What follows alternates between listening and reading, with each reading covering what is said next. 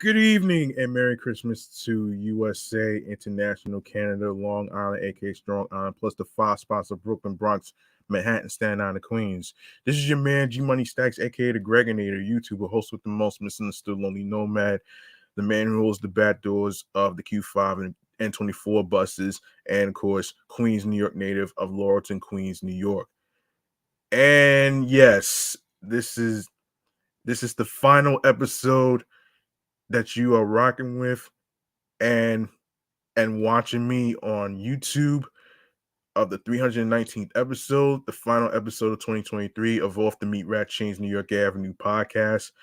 I do apologize for redoing this. The previous time I did this, I messed up a little bit because I did over 3 hours. So just bear with me. I'm trying to actually make sure I keep it under 2 hours because I want to have something to post for streaming platforms. So that's why I'm redoing it right now. It's still a Christmas episode, actually. So there will be some Christmas moments to go over and all that other stuff. So if you are new to the YouTube channel universe and you miss any previous episodes whatsoever, please go ahead and grab the subscribe button for me on the YouTube channel page of G Money Stats 555, where you see all the live podcast episodes are uploaded and posted to the channel page. And of course, click on the like button so you can actually get more of this show right here. So, and of course, leave a comment along with the episodes and topics being talked about and all that great stuff right there. Um, One moment.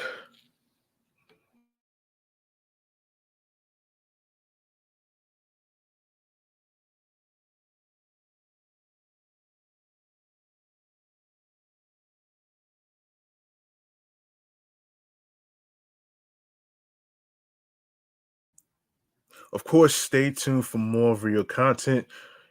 Be sure to listen, stream, and watch these episodes in case you miss any of them. Don't worry, I got your back. And download the episodes. Not on, not only download, but also add the podcast to your playlist, like Spotify for podcasts. If you have Castbox FM, if you have Deezer, you have um Amazon Music, iHeartRadio, YouTube, any other streaming platforms where you get your podcast, add that to your playlist because when you add the podcast to your playlist, you will know when each episode will be dropping.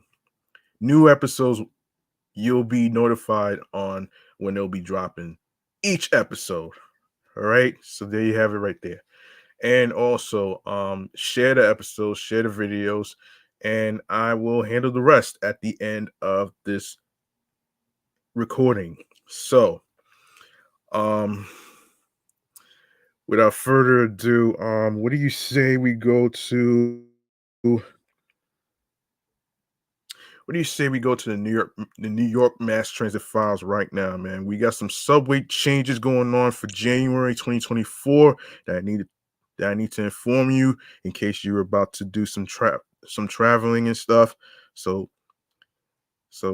listen to this.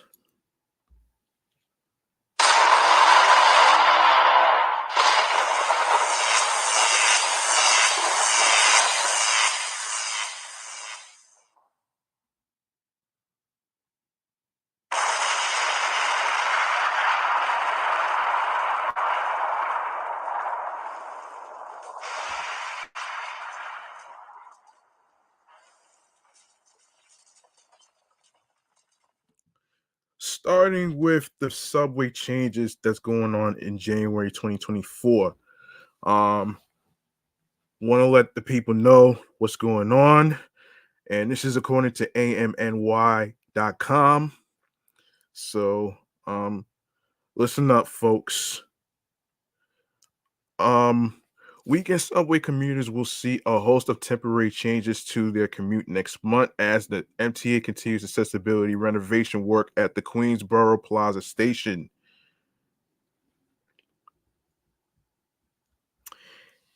Yeah, that part too.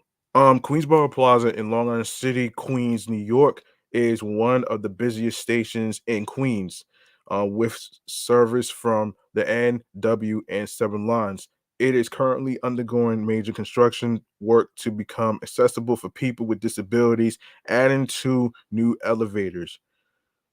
Okay, that's a start. Um, the work in January includes the construction and encasing of the elevator shaft, roofing, and cab for the lift between the mezzanine and the platform, plus new fire alarm and CCTV systems. The construction work, the construction work plus track work scheduled for the Q line in Brooklyn will have considerable downstream effects across the system each weekend in January, starting at midnight on Saturday, January 6th. Subway, no, excuse me. Service changes will be in effect from midnight on Saturdays to 5 a.m. on Mondays, concluding the weekend of January 27th. That sounds like it's more than temporary. That just sounds like it's more than temporary, actually, if you will. That's what it sounds like. People are going to be upset.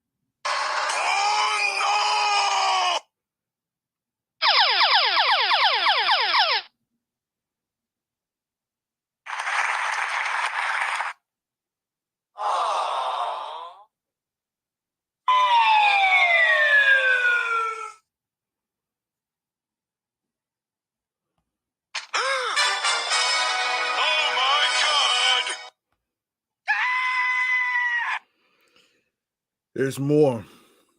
Okay, so Q trains will not run in Manhattan, with N trains replacing them on the Second Avenue portion of the line. In Brooklyn, Q trains will only run between Prospect Park and Coney Island.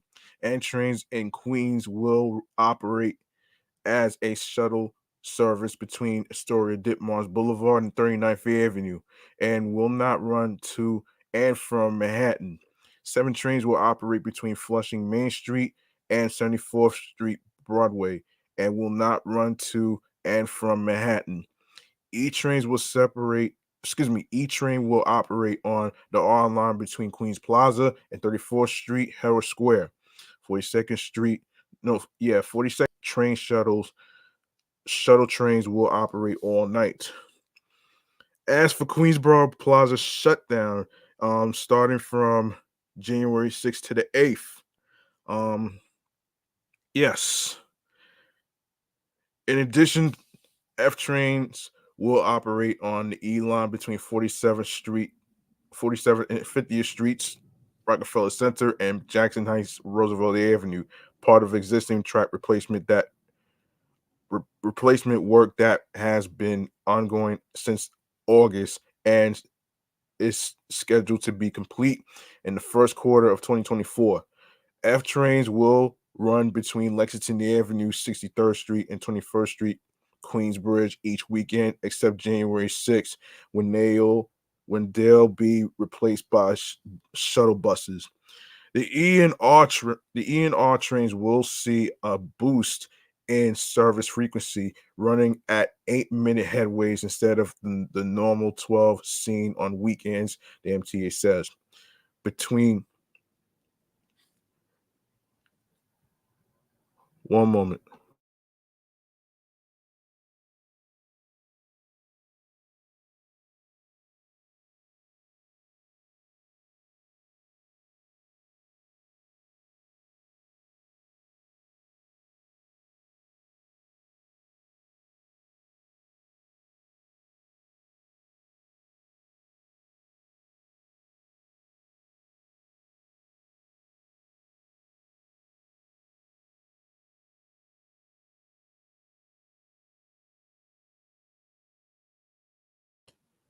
Between 3 and 5 a.m. on Sundays, Q trains will run as a shuttle between 96th Street and 34th Street, Herald Square, as the end line gets readjusted to weekday service.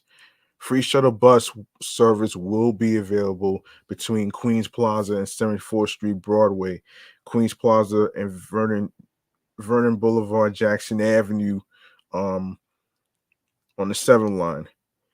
Queens Plaza and 39th Avenue on the N line, Atlantic Avenue, Barclay Center, and Prospect Park on the Q line, 34th Street, Hudson Yards, and Times Square on the 7th line, nights only.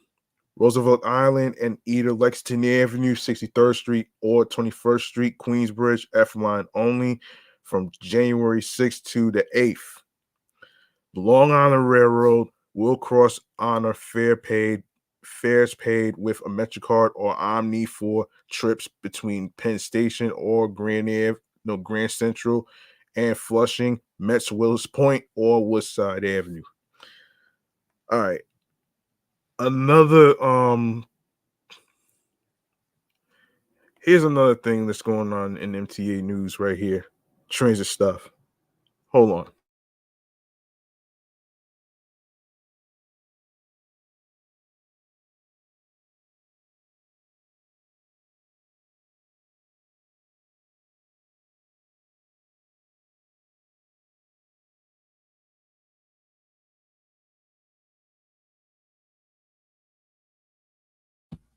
AM New York Metro, in conjunction with the MTA, present Ask the MTA, a column where MTA officials answer your questions about transit service in New York City. If you have a question for the MTA about subways, buses, commuter rails, and more, ask email ask the MTA at amny.com. Um, the MTA just recently unveiled Omni vending machines in the subway. Does purchasing an Omni card and adding money onto it reflect the same cost requirements for express bus service? And this is from Sam F. from Fresh Kills. You can use a preloaded Omni card to pay the fare on all MTA buses, including express buses. The $7 cost remains the same whether you tap in or swipe at the front door.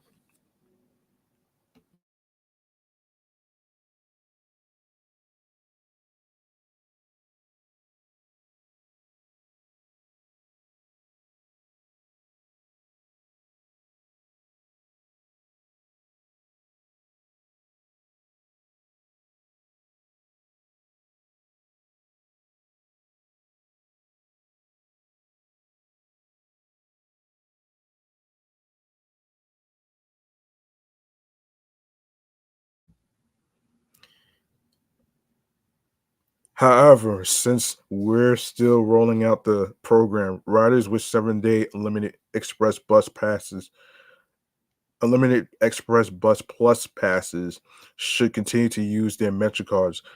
Those benefits are not yet available on Omni by Frank Anacaro, Senior Vice President in New York City Transit Department of Buses. Um, and when does the MTA transition from blasting air conditioning in subway cars to heat, given the change in season? Anna K. White, Anna K. from White Plains.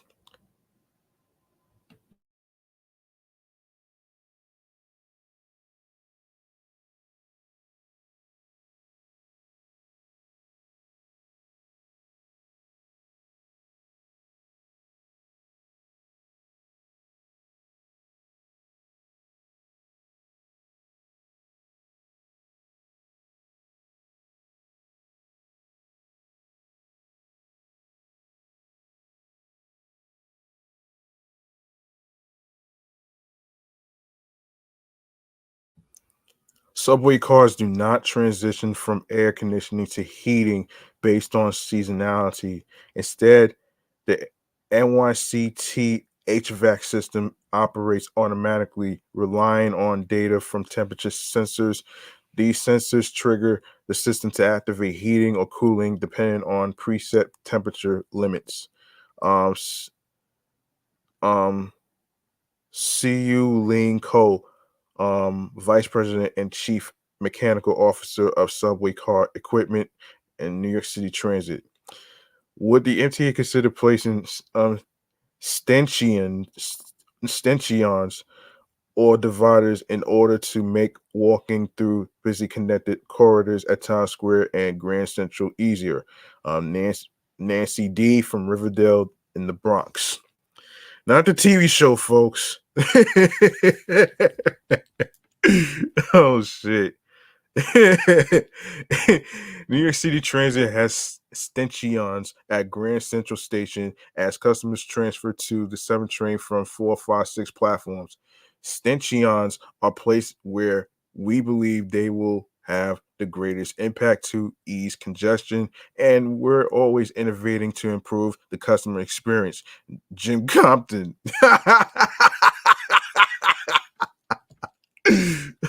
Oh shit. What kind of fucking last name is that? Named after California. Wow. Oh man. Oh shit, that's funny. Hold on.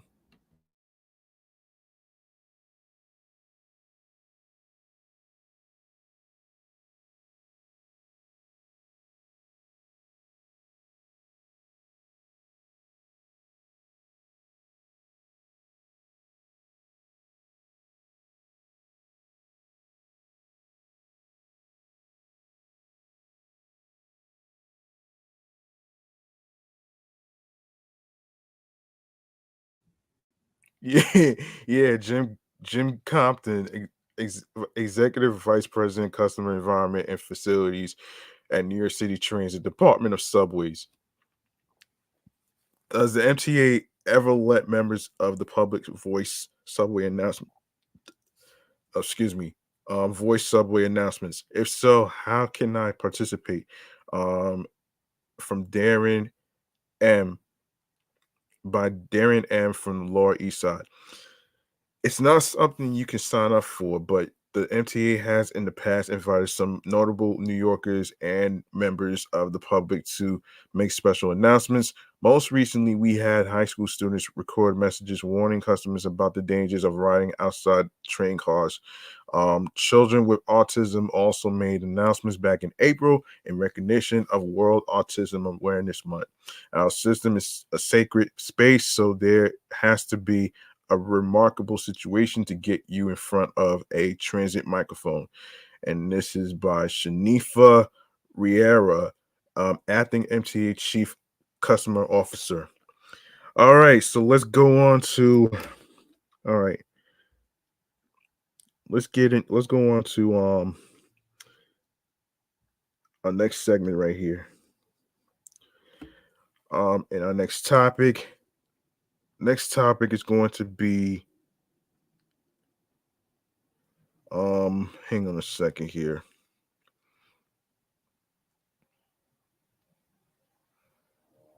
Hang on a second here.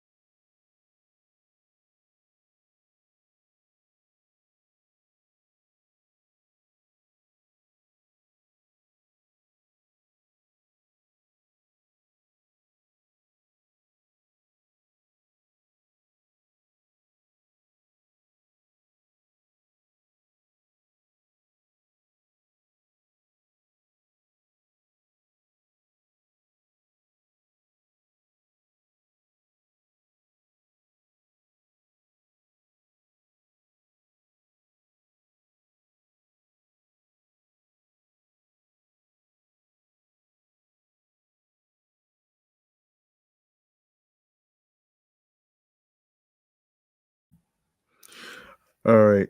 Um, Time for chatting on the jazz. This is where we get into Nike filing a lawsuit against New Balance.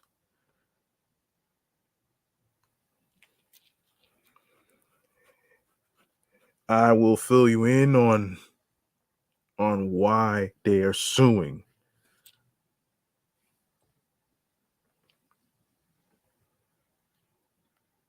Let's get it.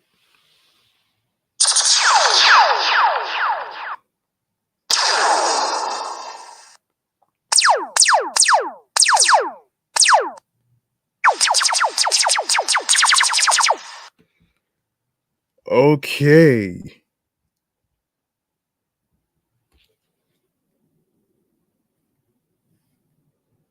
Let's get into it.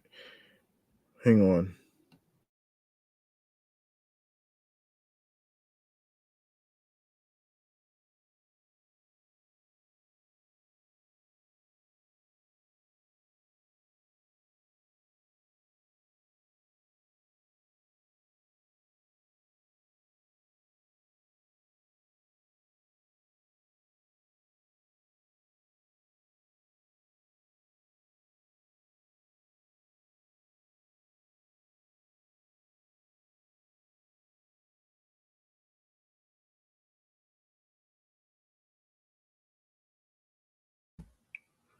According to Hypebeast, Nike and its legal team are not strangers to or afraid of a courtroom fracas. John Morant might say, "They ain't ducking no smoke," and their latest courtroom conflict is centered on both New Balance and Skechers, both of whom Nike claims are infringing on its Flyknit patent. Patent. Patent. Excuse me. Um,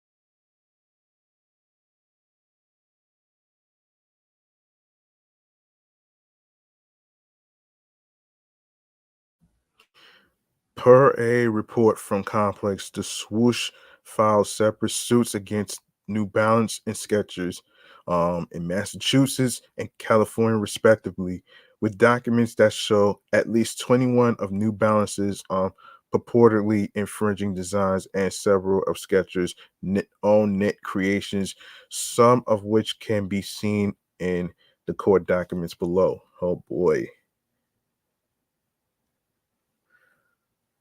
Boy, that's crazy, man. This is the craziest thing I ever heard. Like, see, you know what I'm saying? That's terrible. That's terrible, man. That's very terrible.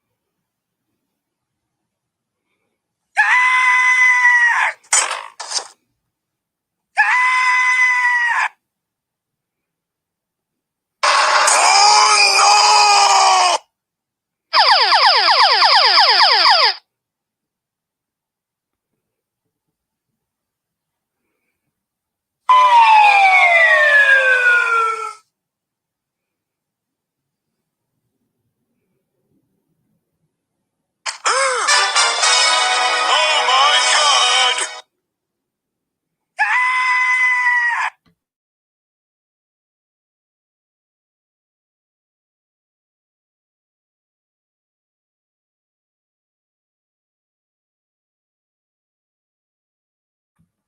Flyknit, which Nike first introduced in 2012, is a shoe technology that takes lightweight but durable strands of yarn and weaves them into a seamless upper, a process that the company claims reduces waste by 60% and lowers weight.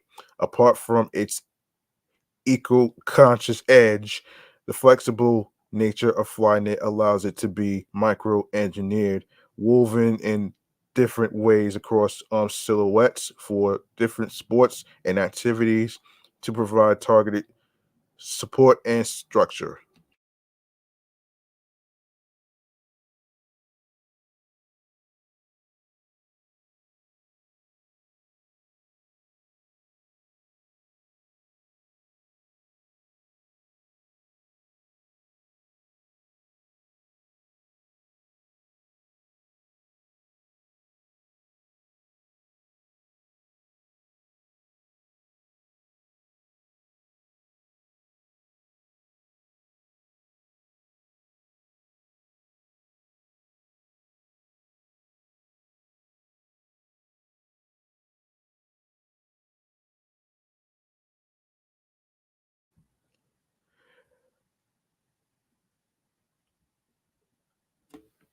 The technology is backed by several patents.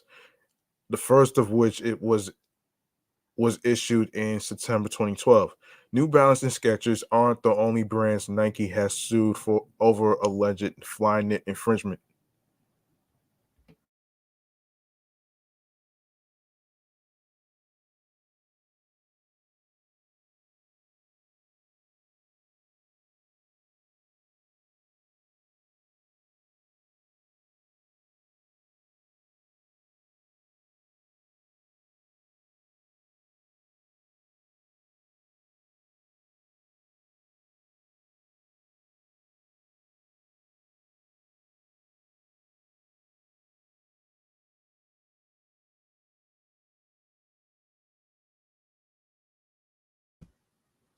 The swoosh settled a lawsuit against Puma in January 2020 and won against Adidas in August 2022, and since January has been embroiled in a lawsuit with Lululemon. Nike has also previously sued Skechers for Flyknit patent infringement, but this is the first time they've taken aim at New Balance. In their court filing, Nike claims that in January it contacted New Balance in an attempt to resolve the issue, but that New Balance has only escalated the scope of its infringing activities.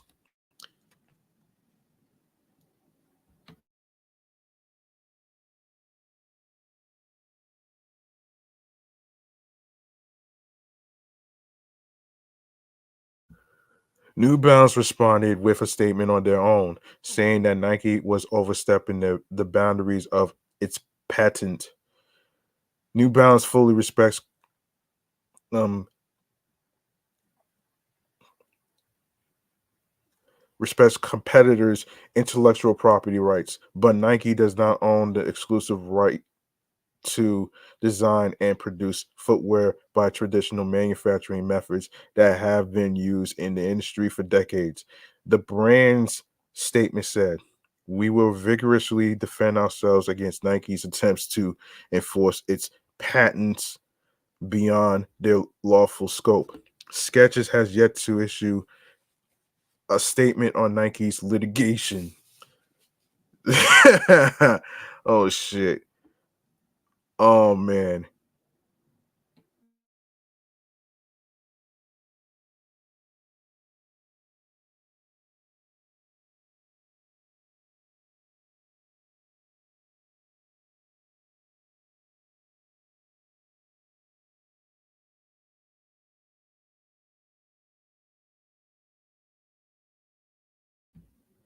Nike wants a federal judge to block New Balance and Skechers from selling shoes that use the infringing knit material and has asked for an award of damages without specifying a dollar amount.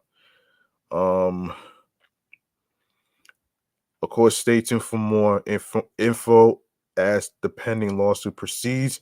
And if you're trying to get some shoe-in without the sue-in, check out the latest installment of our weekly footwear drop. Yeah, weekly footwear drops roundup. Since we in the sneaker shit, um, hang on.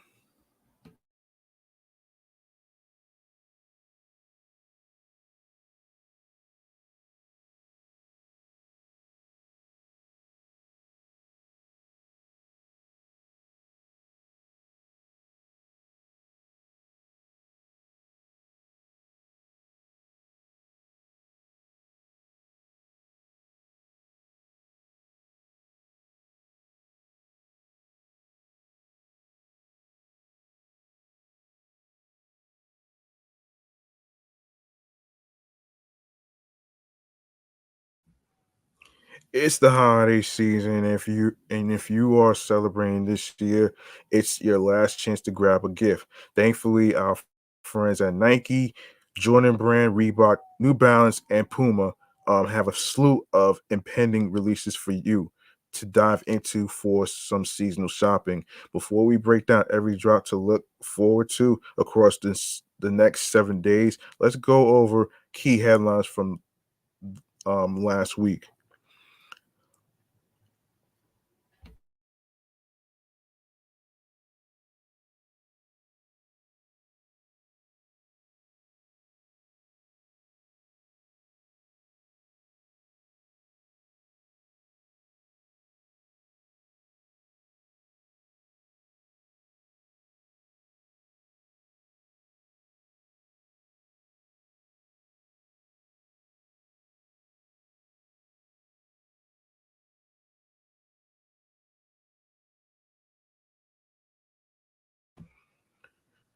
Per usual, the feature front is led by Hypebeast's weekly Soul Mates series.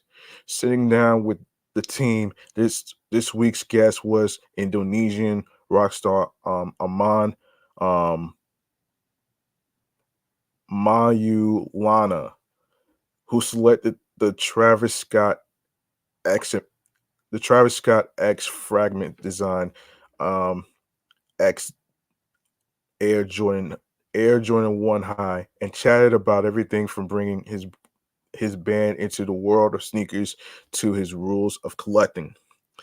On the news side of things, our Nike coverage revolved around one common element, the Nike Kobe line. First looks at two new Nike Kobe 4 Protros came in featuring the bi-coastal and Philly colorways, while the official breakdown of the Black Mamba pair was shared as well.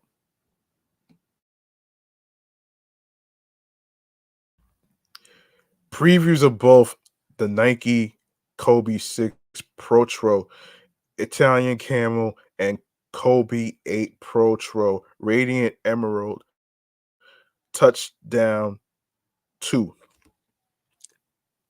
Looking to team Jumpman word of a um Travis Scott X Air Jordan 1 Low OG Canary arriving next year caught fans by surprise.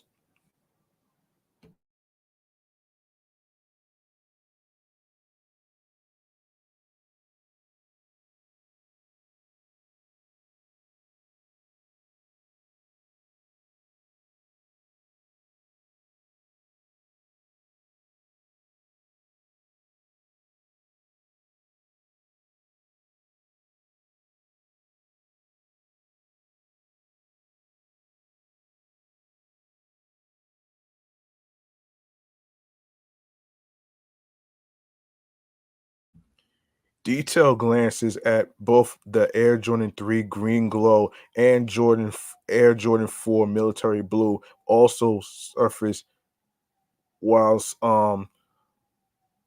so did so Sotheby's announced an auction for a signed pair of the Eminem X Air Jordan 4 Encore. Oof, wow.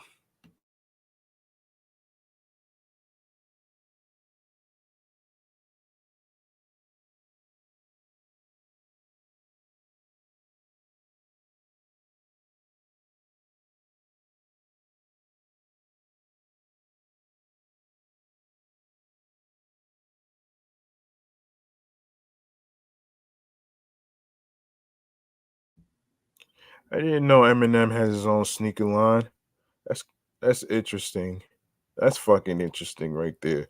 Um Eminem X Air Jordan 4 Encore. Wrapping up this wrapping up the week sock sock sneakers were all the rage, with both Balenciaga and Ye revealing and releasing their own versions respectively. Um, Now that you are up to speed with the latest and greatest happenings in the footwear space, let's go ahead and dive into this week's top drops. After you finish reviewing the top 10, don't forget to hit up HBX to shop styles that are available to purchase now.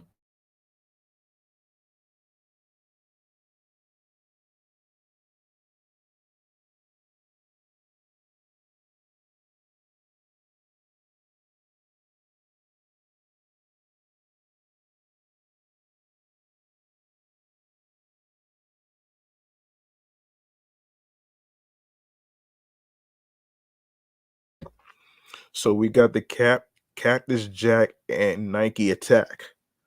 This came out December 19th, and it's $120. In the wake of the viral leaks video of Travis Scott and John Mick and Rowe debating over whether or not to call this shoe the Cactus Mac, it's finally time for Scott to drop his reverse swoosh equipped to take of the Nike Attack.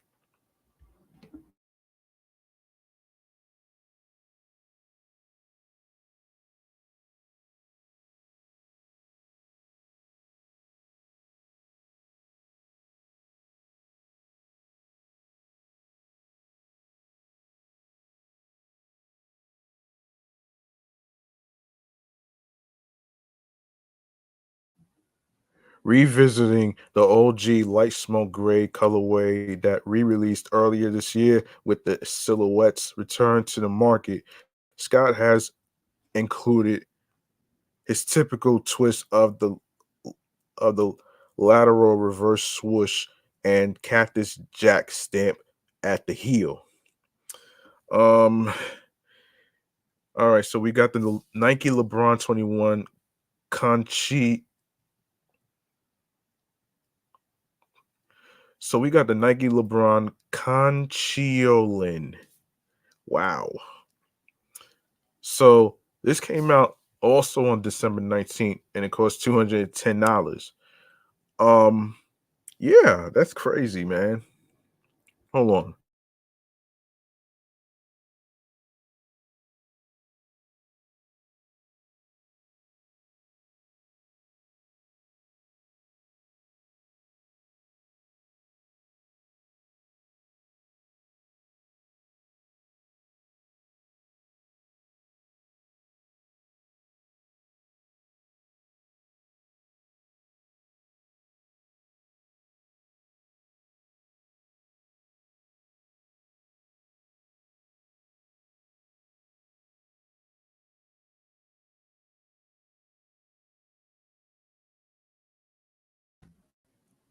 Yes, so and this is from SNKRS Why You Should Cop. Earlier this month, LeBron James returned to his throne by winning the first ever NBA in season tournament with the Los Angeles Lakers.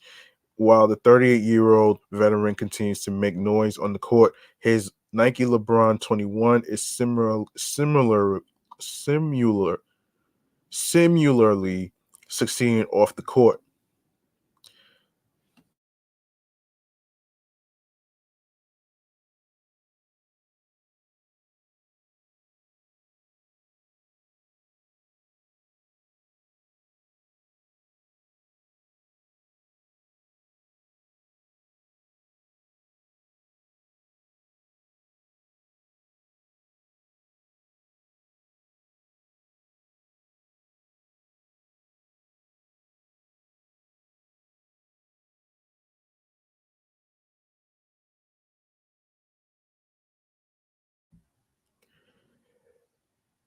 Its latest Conchiolin um look look look builds up upon the shoes, protecting the pearl theme of acting as a shell around one's foot. Its mostly white build utilizes a a pearl scent finish that is sure to shine when hooping. So New Balance Warp Runner Dark Mushroom. Ew.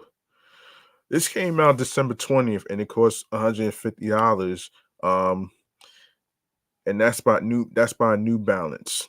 So debuting on the runway this year, New Balance's Warp Runner is the brand's newest lifestyle silhouette to hit shelves. While many are still waiting the arrival of um Orly's take on the shoe, a dark mushroom iteration serves as a fall ready flavor with its dark brown and black combination, combining a mesh base with hairy suede overlays. Its uniquely sculpted structure it stands out once again.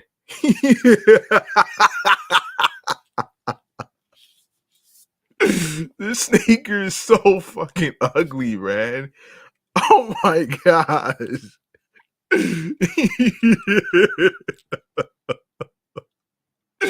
This shit is so fucking ugly. I don't know anybody would cop that shit, man. Yeah, man. Let's keep going, man. The Nike Lunar Rome Alablaster. It sounds decent than the mushroom shit.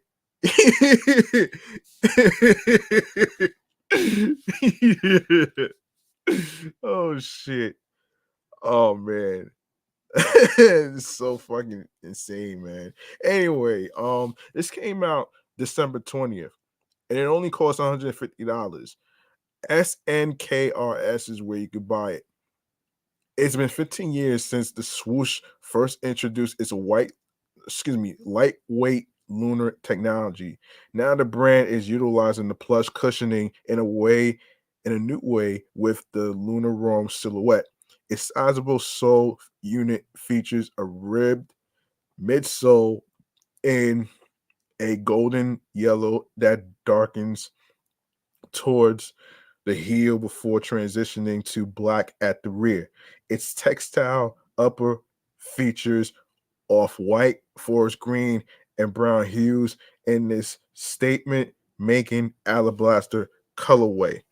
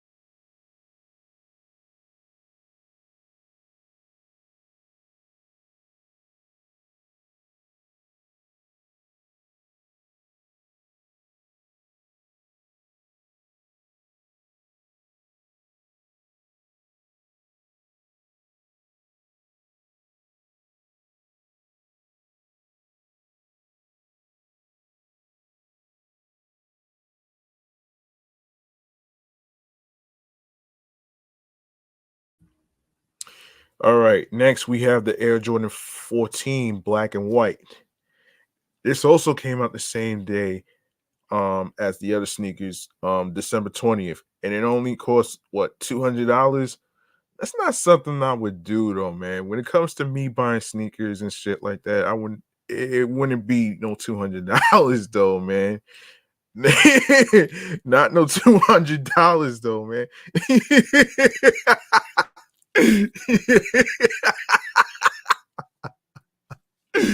Not $200, man.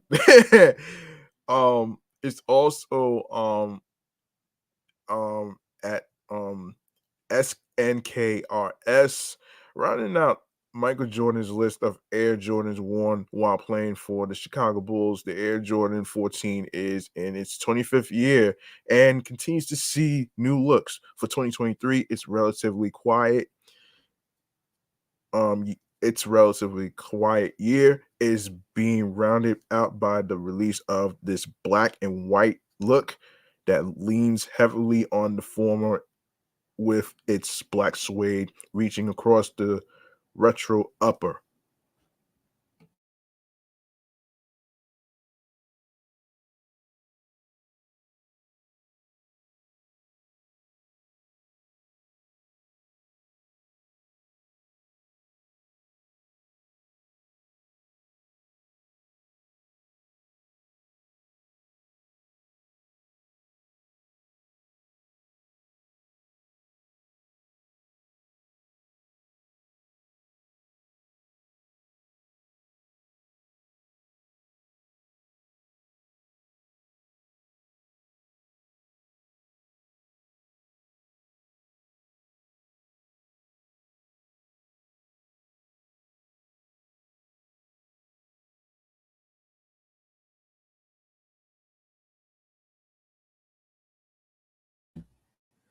White branding White branding hits are joined by matching accents at the midsole to offer a versatile finish.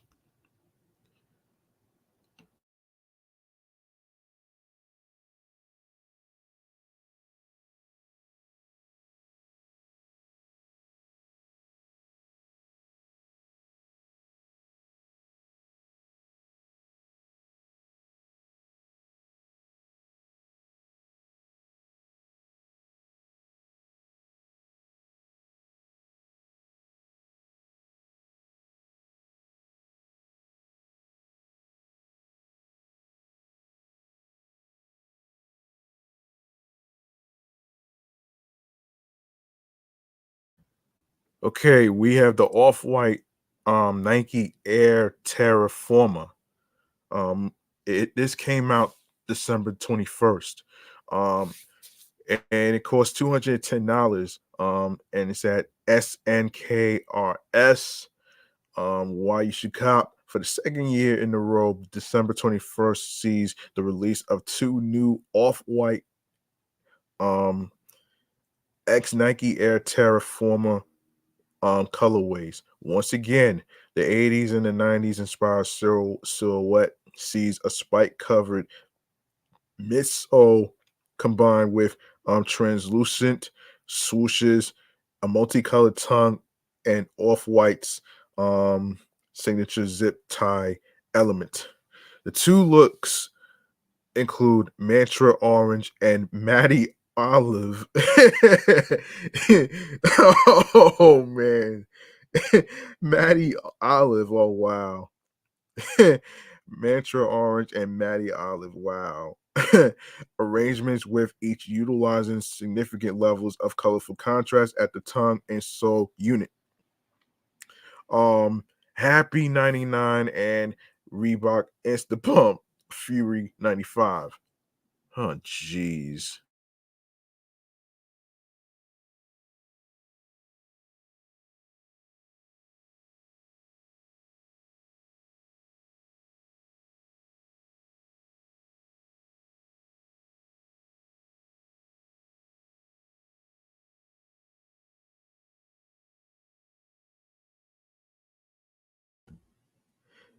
This shit came out December 22nd and it cost $250 for a fucking Reebok sneaker.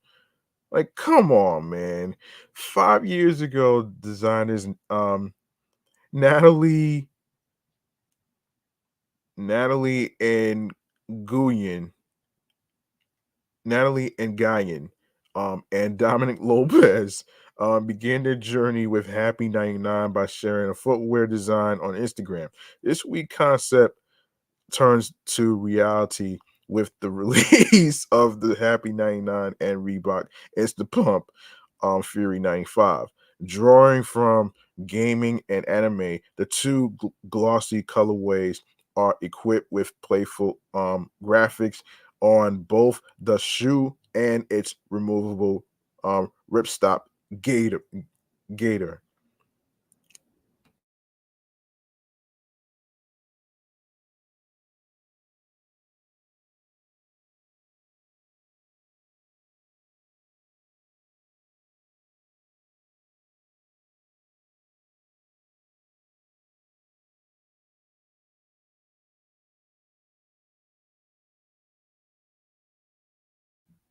Okay, Joe Fresh Goods and New Balance 990V for Belly. This came out December 22nd. Um, and this cost $220. New Balance.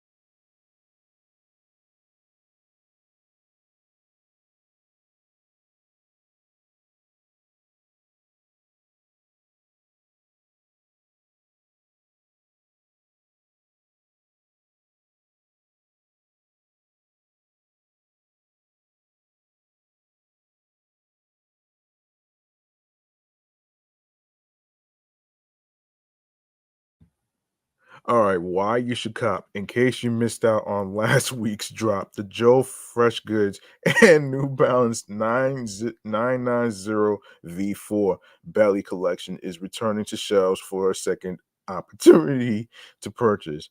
While the Blue Keisha colorway is not set to be available, the intro and outro pairs are ready to return. The former utilizes a mostly marshmallow white finish with black detailing, while its outro counterparts flips the flow by offering black across the shoe with bits of contrast and in white. Damn, even Dexter's Laboratory and Puma MB point zero three is getting in on the action here. Oh shit. Oh man.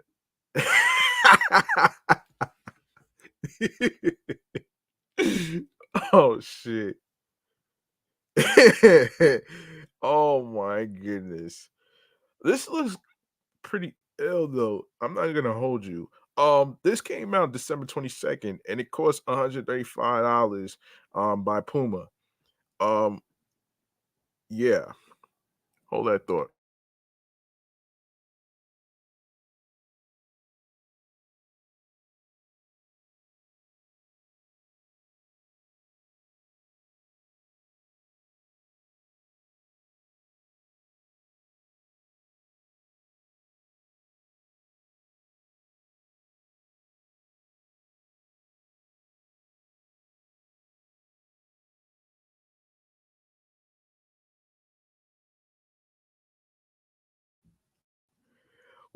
Why you should cop.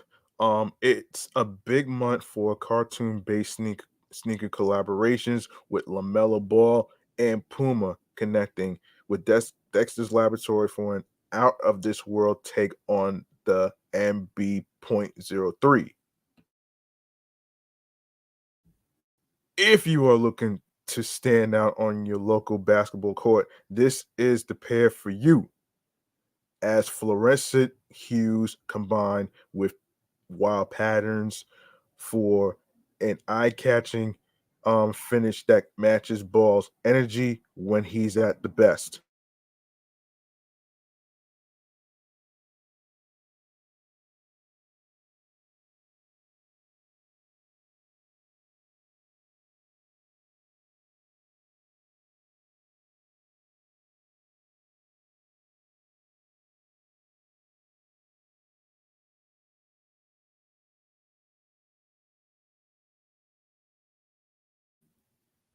Air Jordan 1 High OG Celadon. This came out December 23rd, and this only cost 120 no $180. And this is at SNKRS. Why you should cop. With less than 10 days left in the year, Jordan Brand is rounding out its range of retro release with yet another Air Jordan High. Introducing the new Celadon colorway, a combination of white, off-white, orange, and green comes together for a tropical flavor. Constructed of tumbled leather and supple suede at the upper, it notably features contrast stitching across its orange swooshes. Wow. Okay. Um and more Nike stuff, man. Um hold on.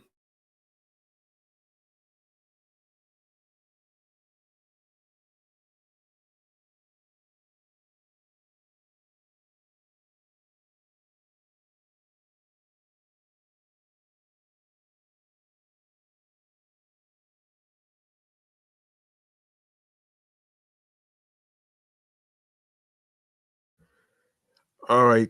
By the way, two of the sneaker related topics that I was just talking about is on hypebeast.com. You can check it out for yourselves, especially with the ones that we just went over. All right. So, in other sneaker news, it is the 25th anniversary of the Nike Air Max Plus. And this is from sneakernews.com, another website that you can check out for yourself as far as like, the types of new sneakers that they have and all the other stuff. Hold on.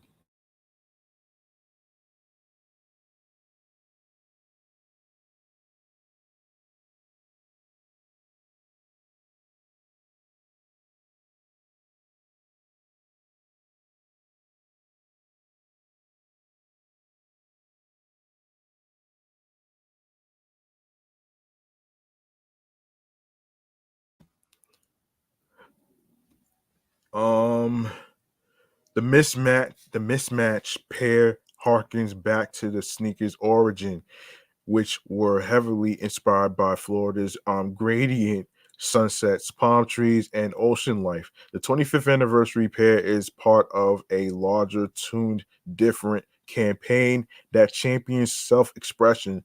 Select Foot Locker locations in Miami and Los Angeles will host in person events for fans of Sean McDowell's um, tuned air design, but details have not been revealed as of this writing. Um, Founded in 1998, the Air Max Plus marked a significant moment in the evolution of Air. From there on out, Nike focused less on volume and more on zonal cushioning, tuning specific portions of the Air Max unit to distract, no, excuse me, not distract, distinct amounts of gas, the best fit the athlete's foot. Little did they know, the created a global footwear fashion phenomenon designed by the legendary Sean McDowell, whose pen point has touched a number of all-time classics and revolutionary projects for the swoosh. The Air Max Plus gained immediate popularity by the consumer market upon its debut in late 1998. Since then, it's become a mainstay staple of big box retailers and the curated assortments at sneaker boutiques.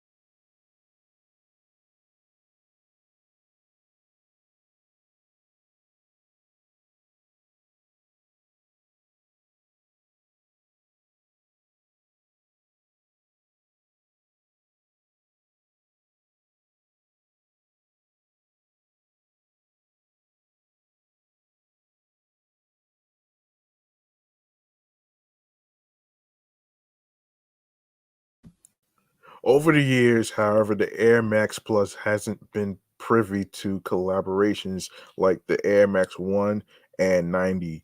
Despite the lack of spotlight, the Air Max Plus, aka Air Max TN, was still among the most popular shoes in the world.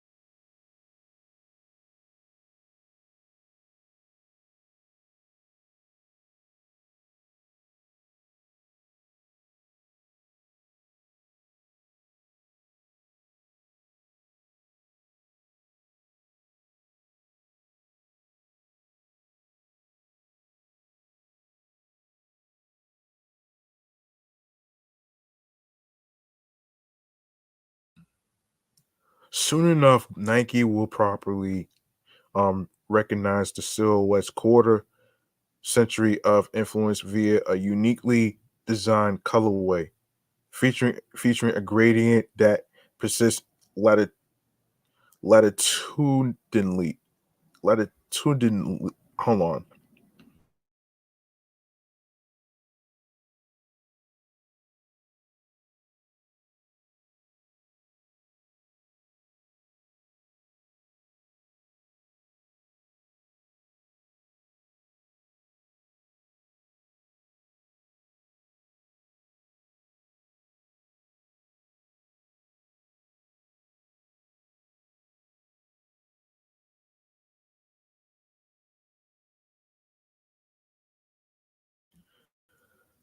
Okay, latitudinally.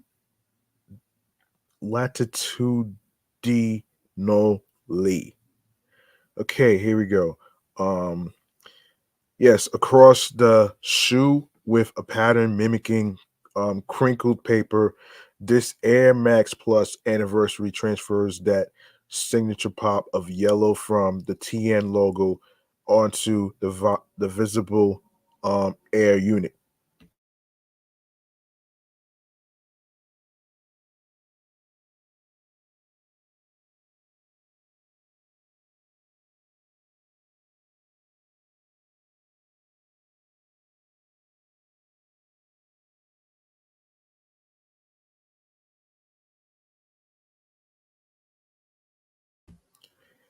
A custom shoebox with graphics that details the shoes the shoe's journey adds another layer of history to the release. Perhaps this release could be the start of new line of Air Max Plus anniversary releases, much like how Nike did so with the Air Max 1. A firm release date is unknown, but a drop before the end of the year is possible if Nike wants to stick to the 25th anniversary intent. As it stands, full family sizes are expected. Um, so there you have it right there, man. All right, so let's go to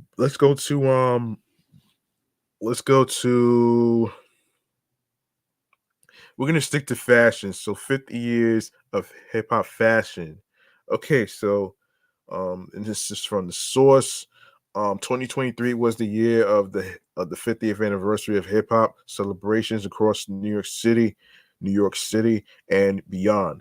A group of industry veterans, all hip hop closet, Good Girl PR and production company, the Oracle Media, decided to collaborate to produce a unique fashion show that celebrated hip hop fashion in Brooklyn, New York, one of the prominent music hubs of the genre.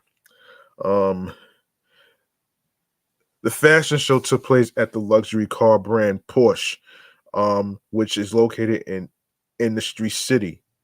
Lining the runway were fashion influencers, bloggers, and some of the hip hop finest, such as Pete Rock and Steele of Smith and Wesson, also known as the Cocoa Brothers. Um, DJ T Boogie kept the music flowing as the night progressed to attendees who relished um, Bear Bear Ten Aura cocktails. The night also marked the 25th anniversary of Hip Hop Closet and All Hip Hop, which was indeed an accomplishment and a reason to celebrate. Yeah, yeah, congratulations to the people from the people from let me just get it right though, man. Yeah, congratulations to the people from all hip hop closet, and of course Good Girl PR for their anniversary. And yeah, we're gonna make some noise for them right here, right now. All right. That's a big accomplishment, man. And the fact that it's been 25 years is a long time. That's a long fucking time, man, for a hip hop website.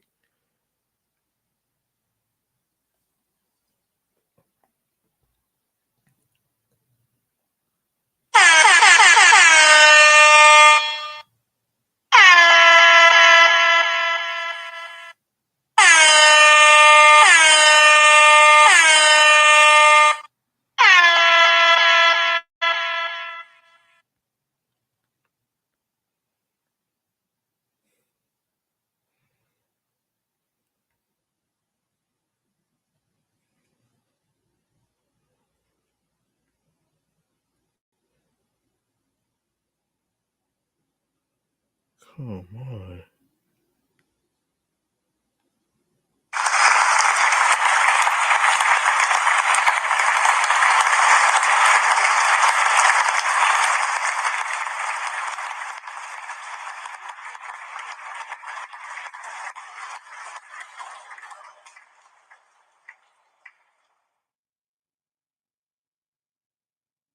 Okay, so Brenda Long did an interview with People.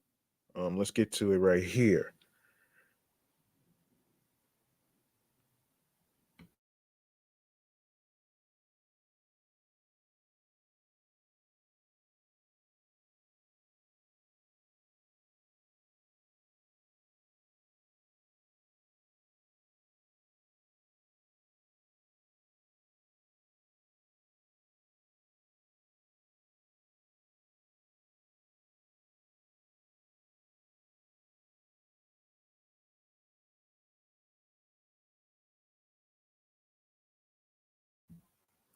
All right, so Brenda Lee, um, yeah, Brenda Lee actually.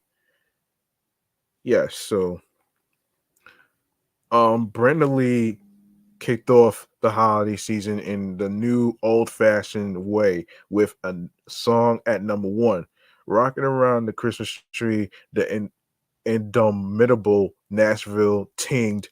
You hold on a second.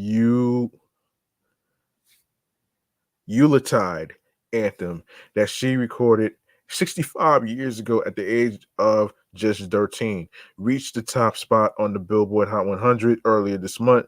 It marks both a first for the song and also the first time in recent memory that Mariah Carey's holiday juggernaut All I Want for Christmas Is You took second place on the charts during the holiday season. Um, Lee's achievement will go down in history as only the third holiday song to reach number one on the Hot 100. It also marks her third ever career number one, following All I Want for Christmas. Hold on a second.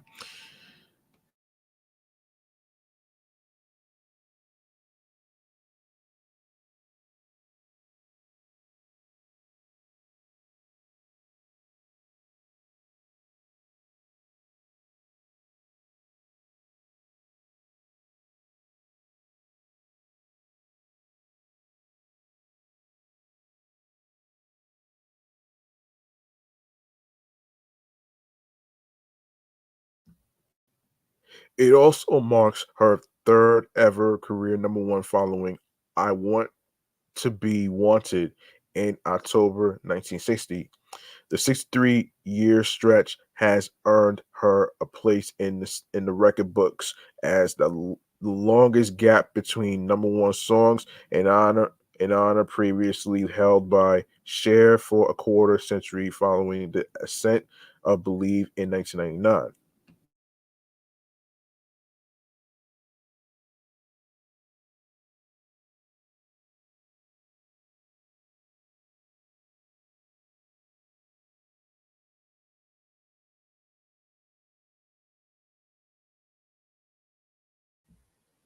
At 78, Lee is now the most mature musician to reach number one, breaking a 59-year record held um Louis Armstrong, who was 62 when Hello Dolly became a hit in 1964. Lee, however, is a musical history book in her own right.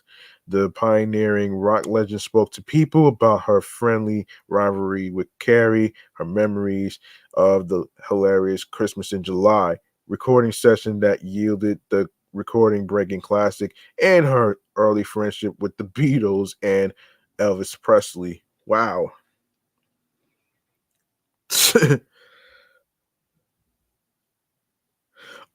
First off, I want to say congratulations. Take me back to the moment that you learned that you were number one. Oh, good lord. It was so surreal. I still don't believe it, even though I know the song is great and written by a great man after all these years. It's just surreal.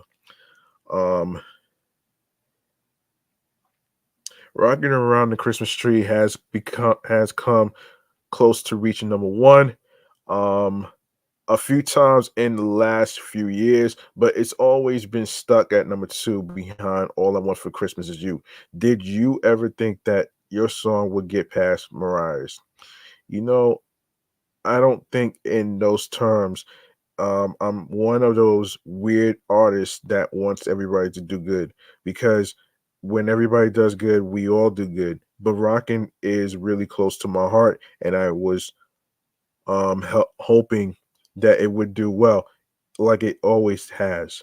There's room enough for all of us. Why do you think it happened this year? Was there something different in the air this year? Well, I just think all you guys got on the stick. My record company certainly did. They made it their mission to get rocking back up there. It's been a concerted effort with all of us, and it's just been a lot of fun, kind of like the music days of yore. Um, I love the new music video with Tanya Tucker and Trisha Yearwood. They are two of my best friends. We asked them to do that and said, "Okay, we're turning the cameras on. Y'all do what you want to do." There was no script and no direction, but I guess it turned out okay.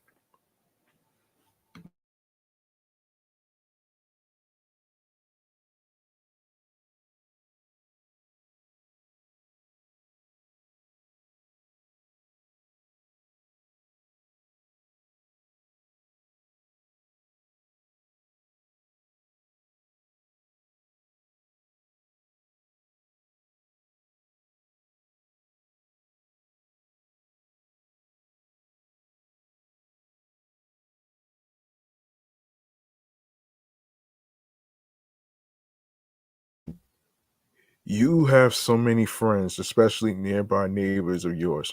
I read a profile that described you as the honorary mayor of Nashville. Have a lot of fellow singers been reaching out to say congrats the last couple of days? They have, and Nashville's the kind where we feel like if one artist does well, we all do good. So we're all rooting for each other. They like me. They really like me. um,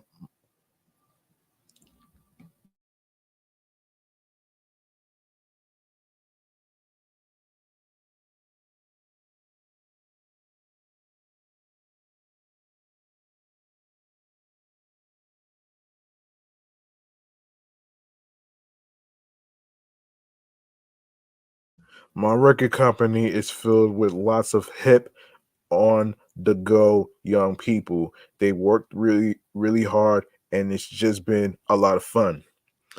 I know you are close to Dolly Parton. Has she reached out to say congrats yet? Oh yeah, Dolly and we talk a lot. I tell you what, she's great. I've known Dolly since we were both 17 or 18 years old. We go back a long, long way. Her husband and my husband went to school together. It's a good relationship. Um, have you heard from Mariah yet? Has she passed you the honorary Christmas crown? They have not given me the crown, and I'm gonna tell you, if they don't, I'm gonna go get it myself. Um, I saw a really fun video the other day of you singing "Rocking Around the Christmas Tree" over the PA system of an airplane in the middle of the flight. How did that come to pass? We had a lot of turbulence on that flight, and everybody was really nervous. Somebody said, "Brenda, get up and sing "Rocking" before I'd even thought about it." I was up singing. I don't like flying, but that was a lot of fun time for me. Um, did you have any inkling when you recorded the song back in 1958 that it would become such a huge part of your life? I mean, you are singing it on airplanes decades later. No, I knew it was a great song and I was happy to get it, but I never thought that it would be my signature song. Never. You've recorded a few Christmas songs over the years. I'm gonna lasso Santa Claus, which is my favorite, and Papa Noel. Did you ever think, hey, why didn't I'm gonna lasso Santa become my signature song? What do you think it is about rocking that makes it connect with so many generations? Oh my lord. I'm gonna lasso Santa Claus. You are going way back. I love it. I just think rocking is contagious. It's easy to learn, it's easy to sing, and it's just a contagious thing. Um, what do you remember of the recording session? Didn't you track the song in the middle of summer? Talk about Christmas in July. We did.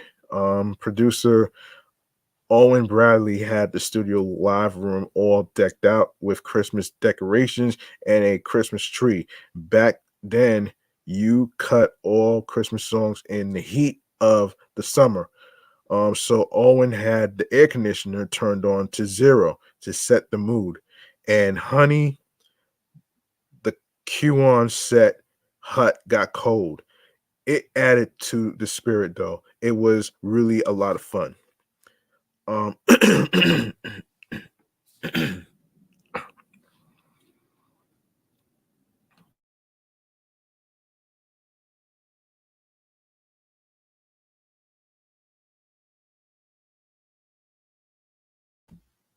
This song has become a part of so many people's Christmas traditions. What were some of your holiday traditions growing up? When I was growing up, we were not financially stable. We did the best we could, but but we didn't have a lot of um um we didn't have a lot of acco termits. So our house was filled with relatives and everybody cooking and stuff like that. Instead of presents, it was more family oriented. Speaking of houses filled with family, one of the first times I've heard rocking around the Christmas tree was while watching the movie Home Alone. Does that movie get a lot of play at your house at Christmas? Sometimes. A friend called me and said, "Brenda, have you seen that new movie Home Alone?" And I said, "No, why?"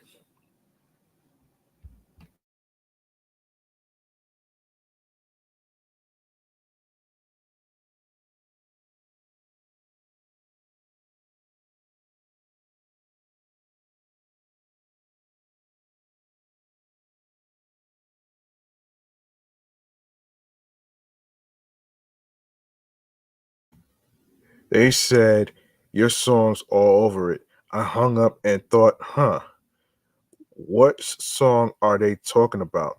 So I called them back and they said, "Rocking Around the Christmas Tree." It's all over it. And that's really where that song got a big surge.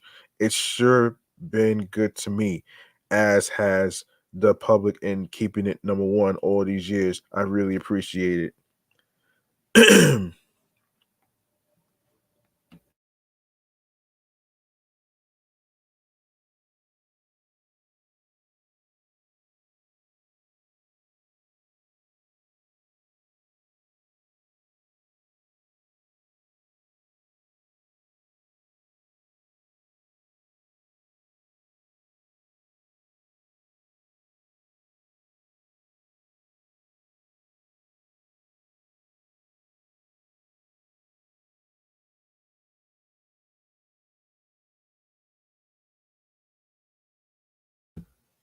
Well, you are now the reigning queen of Christmas, but you've been the queen of rock for much longer. In the 60s, you had more charting hits than almost anyone, and Billboard named you the top female performer of the decade. I wanted to ask about some famous fans of yours, the Beatles. I know you go way back with them. Are there any memories you'd like to share? You like to share? I go way back a long way with the Beatles. I worked with them in their early years when I used to tour England all the time. I just went to Ringo's show. He did a concert here at the Musicians Hall of Fame, and we reminisced a little while um, about stuff. It was a lot of fun, but we were all learning back in those days. It was by the seat of our pants a lot of times, but we were having fun. We played in Grammy, no, we played in Germany too at the Star Club. John Lennon once said that your voice defines rock and roll. That was so sweet of him. Thank you for sharing that. I know Elvis was another big fan of yours. What are your memories of him? We were still we were good friends. I loved Elvis. He was a good guy. I wish he was still here. He certainly changed our mind. No, he certainly changed our industry, and I think we all miss him. One thing I can say about Elvis, I don't think there was an entertainer that knew him that was jealous of him. We all loved him. We all appreciated him, and we all miss him. You have such a beautiful community of musicians around you. I don't get a sense of competition at all. I get the sense that it's not like that in the music industry today.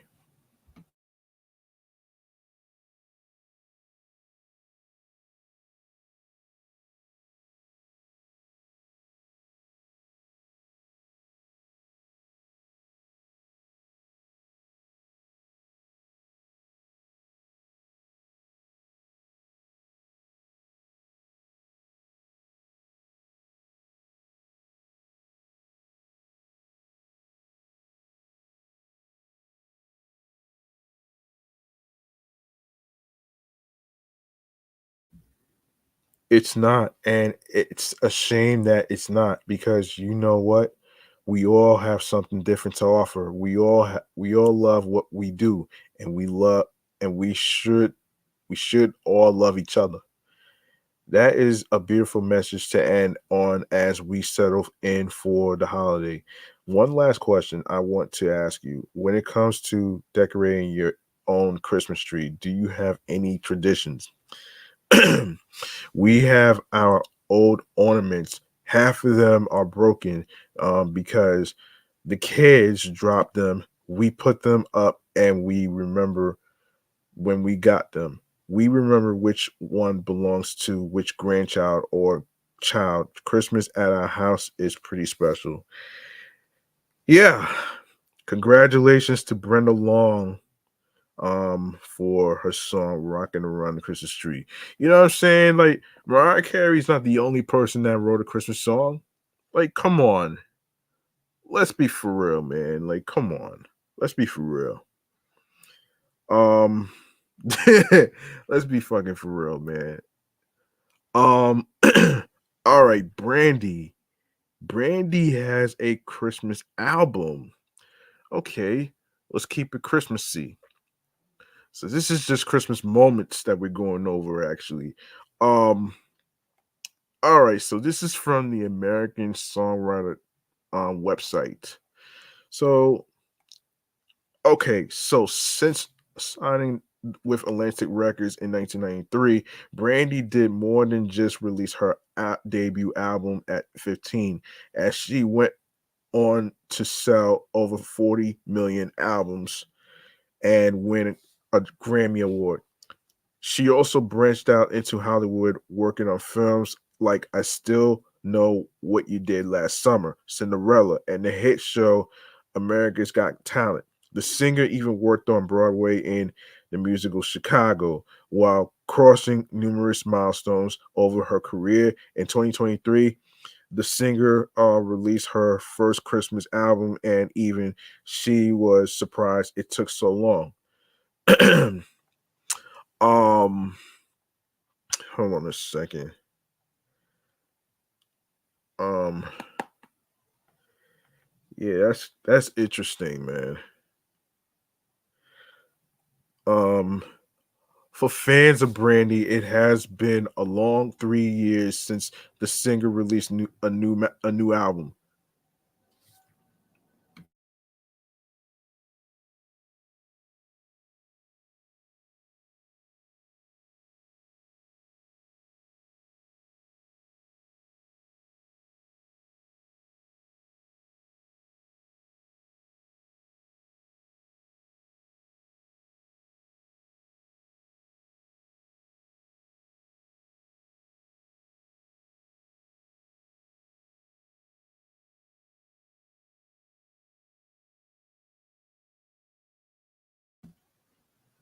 Her last album, B7, hit shelves in 2020.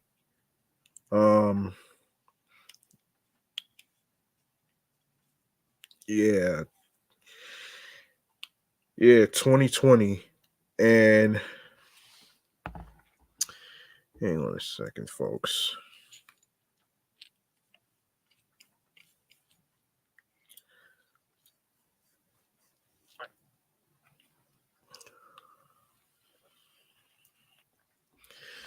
Yeah, 2020, and debuted at number 12 on the US Billboard 200 chart.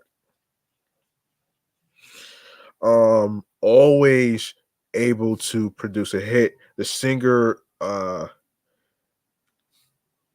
on.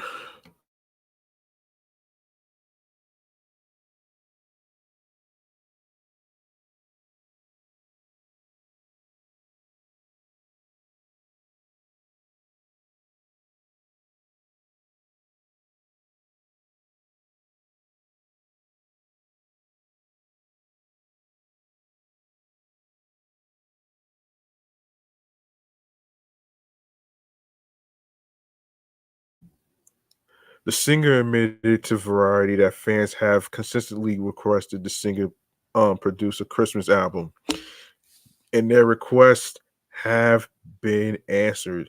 Brandy said, "I always wanted to do a Christmas project, and my fans have always requested it, so it's just seemed like the right time to do it.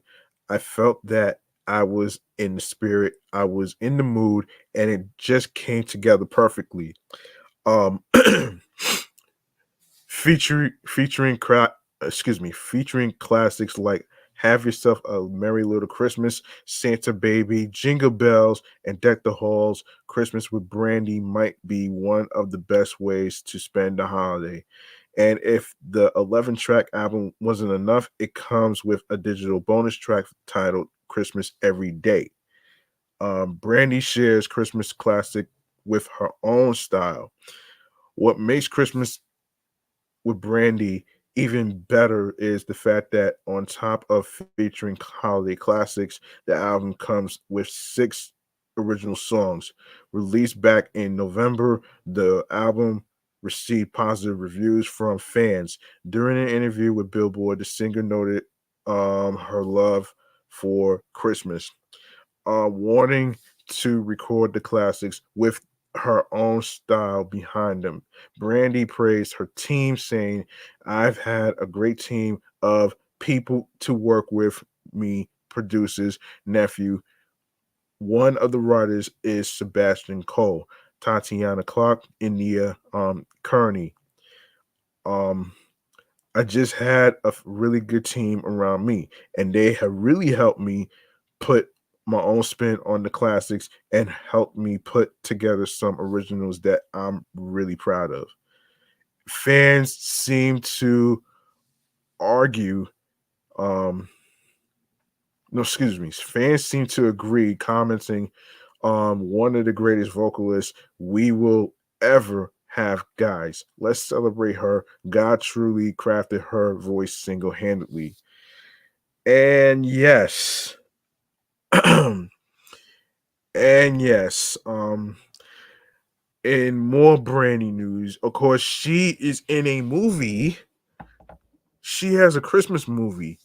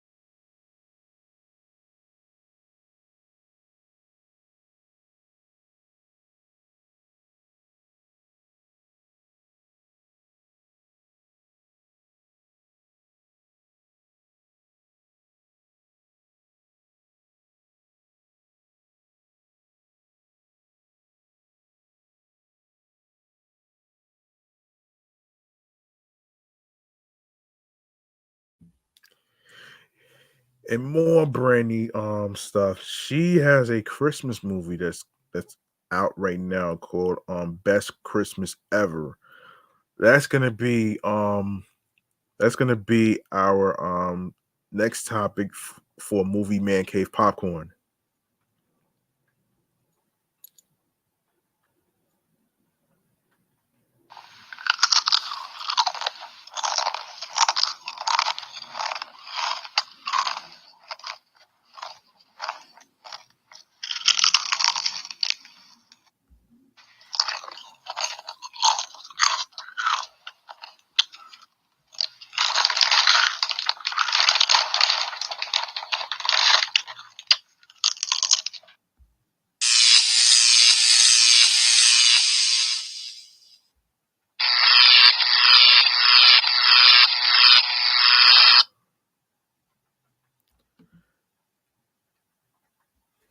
All right.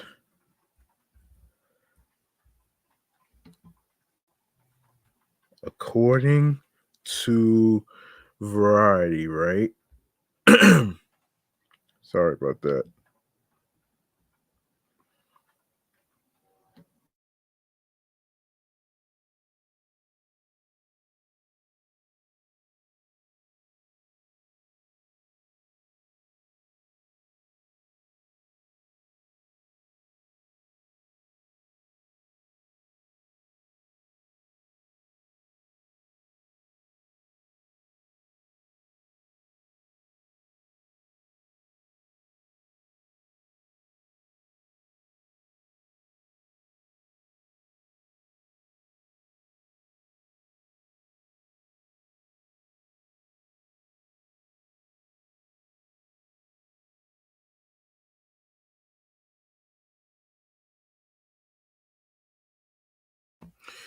Yes, according to Variety, um,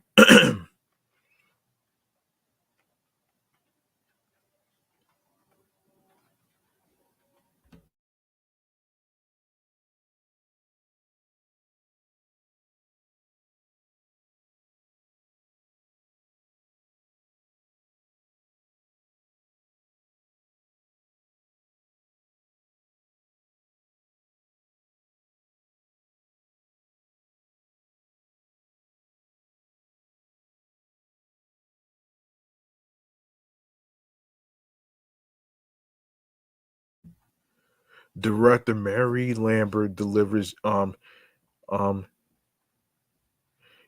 delivers a eulogy, warmth, and heartfelt cheer to Netflix subscribers with Best Christmas Ever. The story centered on two women rediscovering their strength and sparkle by mending their fractured friendship, finds the correct balance of cynical and saccharine without upsetting the scale.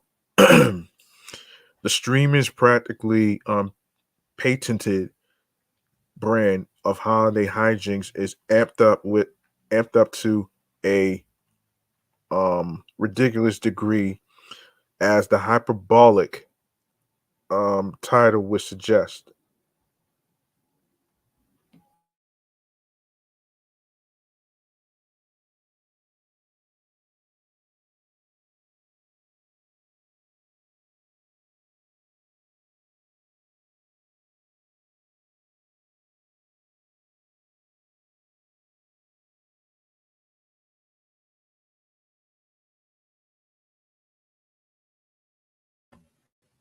Even so, its absurdist lunacy acts as a Trojan horse containing genuinely meaningful sentiments on forgiveness, happiness, and bittersweet sorrows, univ- univ- um, universalities people tend to reflect on as their year comes to a close. Charlotte Sanders, played by Hedda Grand, dreads Christmas time because it means her former college bestie Jackie Jennings, played by Brandy Norwood, annual letter is on its way. Um,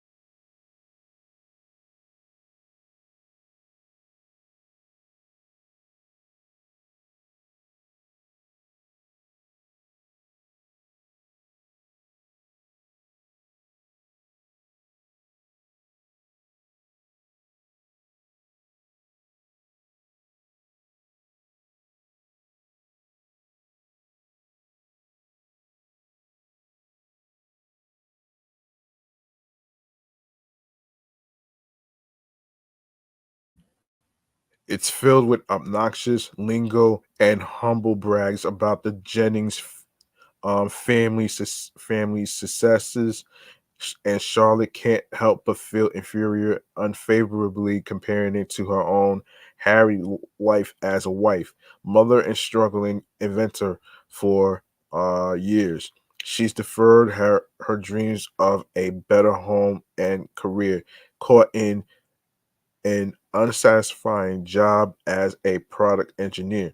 She values practicality over leaps of faith to ensure her optimist husband Rob, played by Jason Biggs, and their young progeny Grant, played by Wyatt Hunt, and Dora, played by Abby Villas Villasmill, can live comfortably or as best they can in a cramped Arizonan apartment.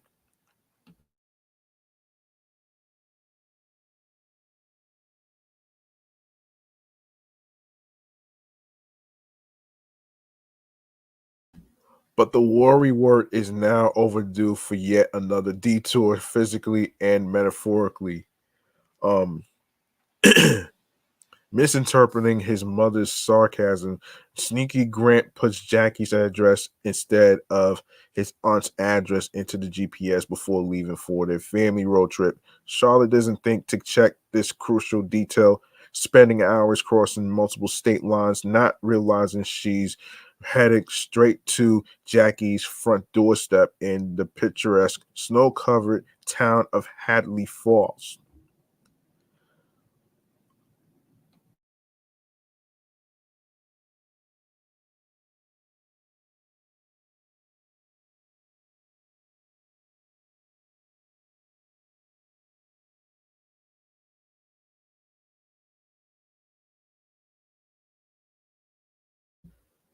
Hadley Falls, Hadley Falls, excuse me. It takes place in Utah, which is which is the steps in as the filming location. Charlotte's even more taken aback when Jackie welcomes them into her twinkle light covered manse and decked halls. Jackie's hottie hubby Valentino, played by Matt Sedano, and 10-year prodigy Beatrix, played by Madison Sky Valadim, are equally as impressive, as is their oldest Daniel, whom Charlotte only hears about through his accomplishments.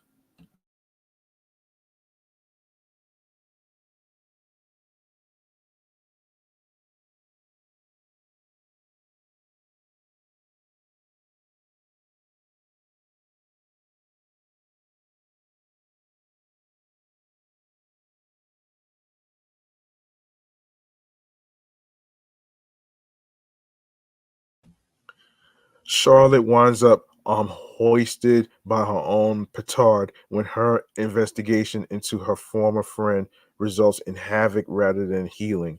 Lambert and screenwriters Todd Kalji Gallicano and Charles Shire turn in a multifaceted tale that blessedly never devolves into a one-dimensional story about two competitive smart women sniping at each other while their clueless families watch from the sidelines. Their portrayal of a strained female friendship is full of complexities, channeling heart trending messages about compassion and selflessness while simultaneously being lighthearted and slap happy. Graham and Norwood handle the comedic and dramatic tonal fluctuations with grace and nuance, nimbly landing both punchlines and emotional gut punches.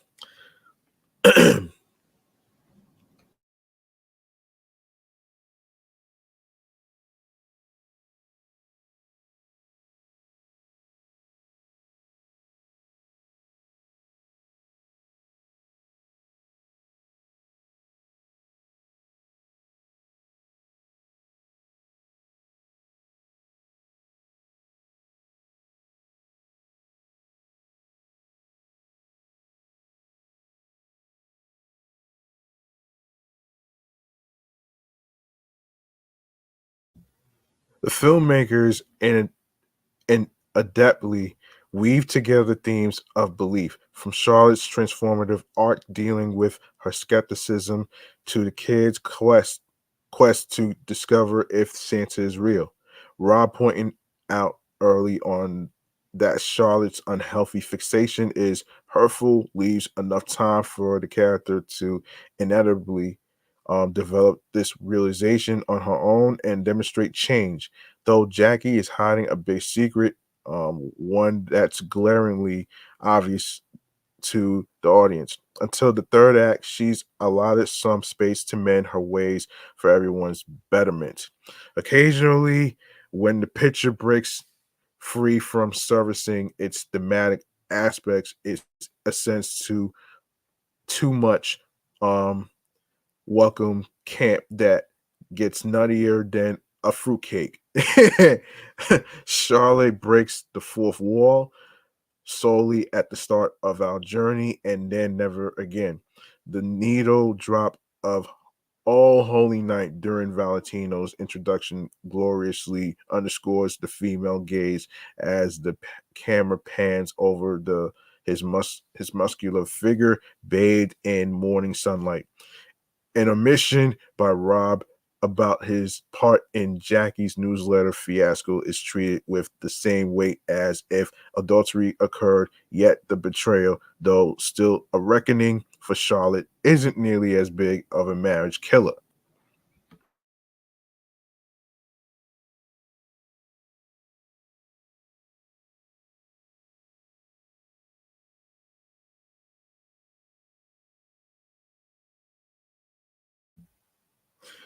Um,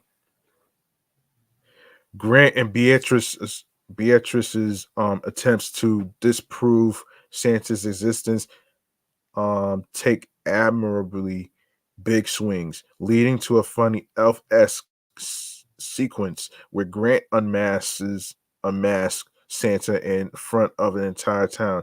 If this evokes questions from little ones watching at home, parents are on their own.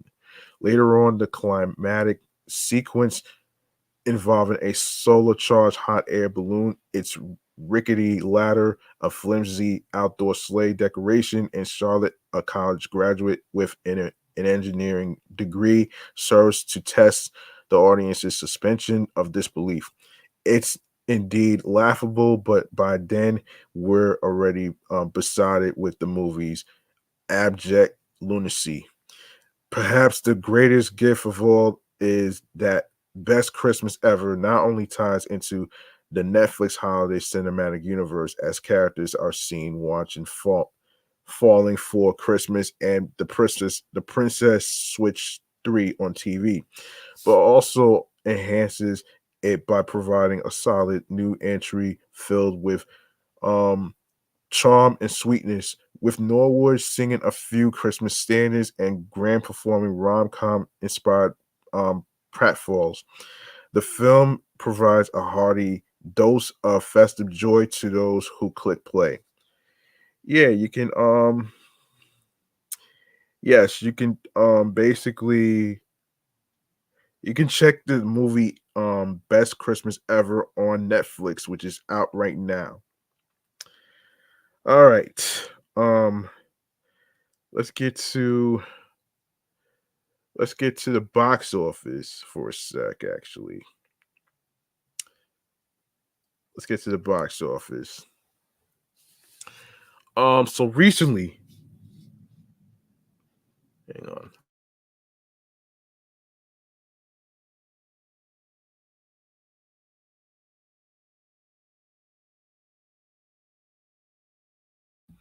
So recently, Timothy Chalamet's fantasy musical Wonka hit a sweet box office milestone, surpassing $150 million globally.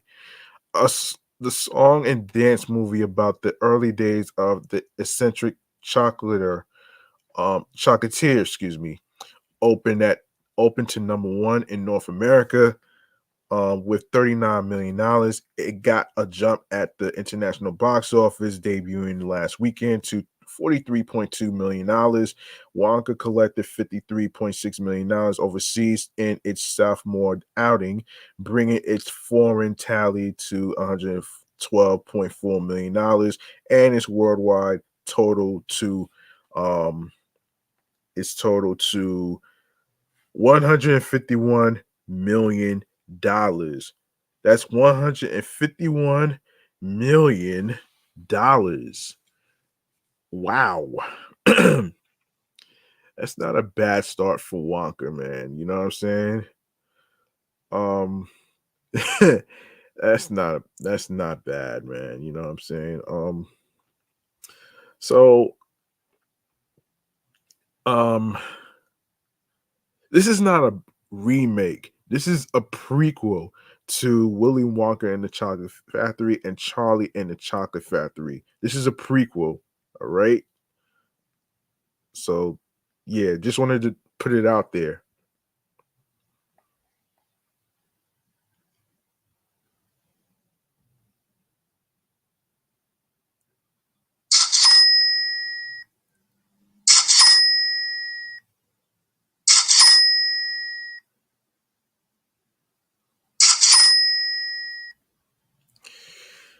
Um, so outside the US and Canada, the top markets include the UK, with $23.2 million to date, Mexico with $11.2 million, and Germany with $8.6 million.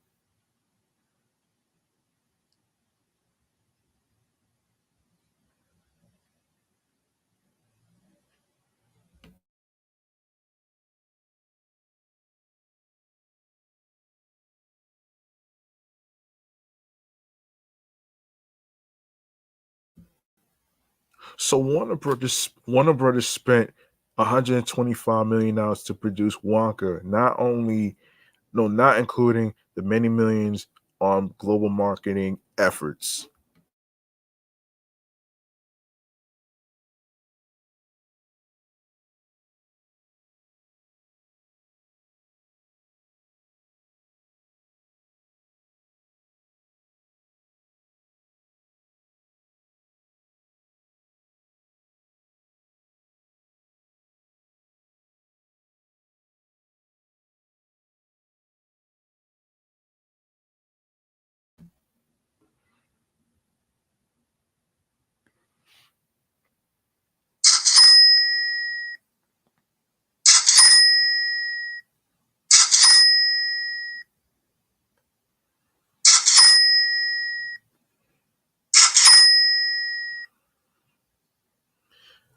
Um Initial ticket sales are promising for a musical that's not part of an established franchise. The property, of course, has the benefit of brand recognition from um, Roald's Dahl's seminal novel Charlie and the Chocolate Factory, as well as the 1971 film adaptation with Gene Wilder and the 2005 reboot starring Johnny Depp. But Wonka was far from surefire at a time when family audiences have been discerning about what they are willing to see at the movies. Chalamet's star power, having endeared himself to moviegoers through blockbusters Dune and indies Call Me by Your Name, Lady Bird, alike played a part in filling seats for Wonka. Well, um, okay, so that's not bad.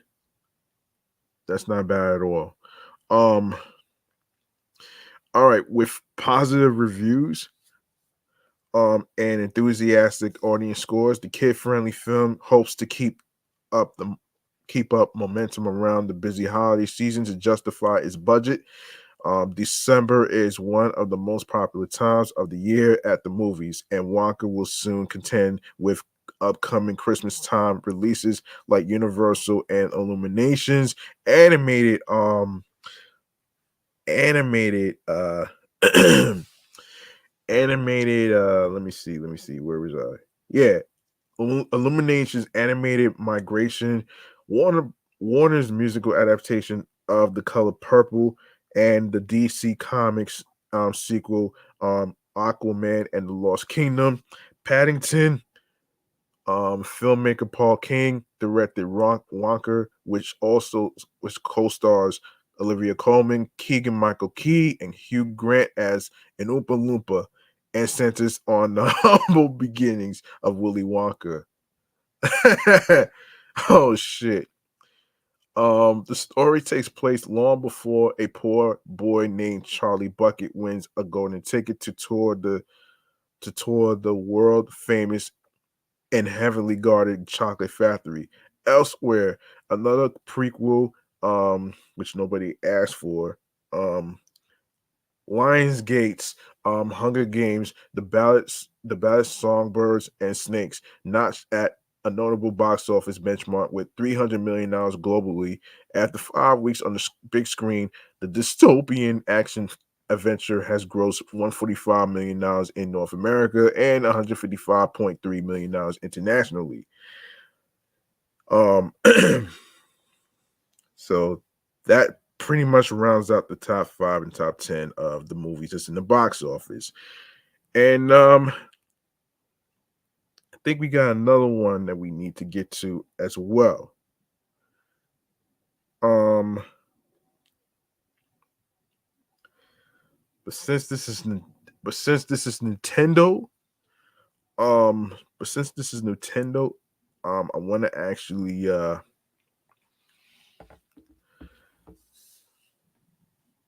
I want to put this to I want to put this to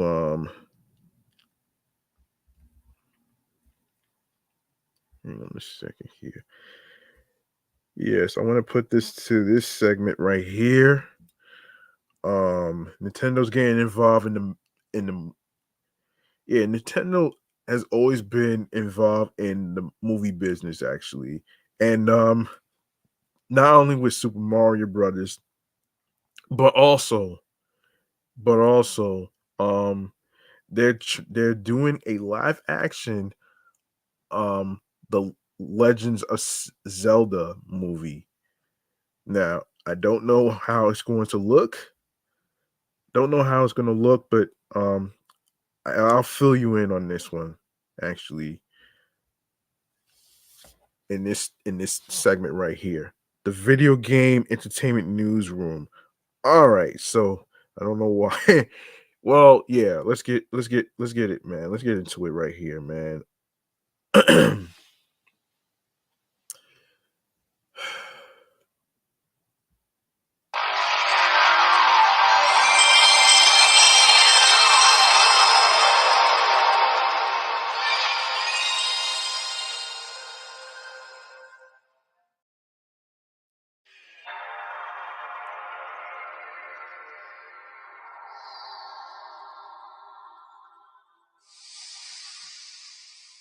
All right, so this is from entertainment, if I'm not mistaken. If I'm not mistaken, this is from entertainment. And yes, so um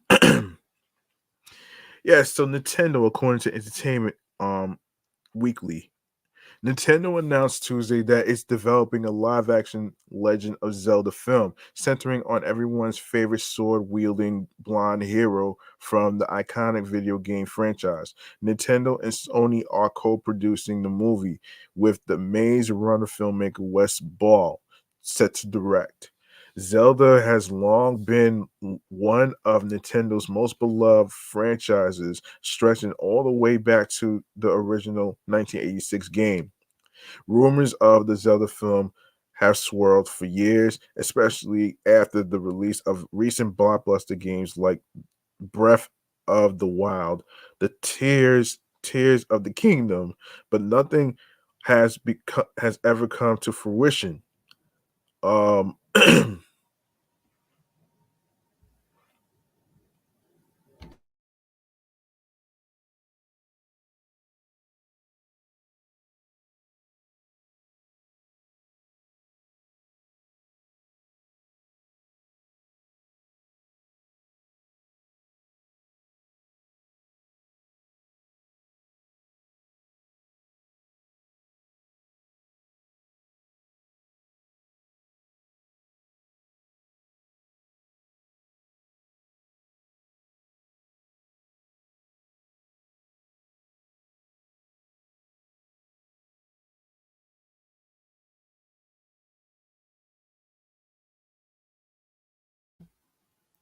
Yes, nothing has come to fruition. Way back in 2015, Netflix was reportedly developing a live action Zelda TV series, but that never materialized either. Um, Now Nintendo is officially moving forward with Shigeru um Miyamoto and Avid Arad serving as producers. Miyamoto wrote on social media that he and Arad have been working on the live action film project for many years now, explaining that Nintendo is heavily involved in the production. It will take time until its completion, but I hope you look forward to seeing it. He continued.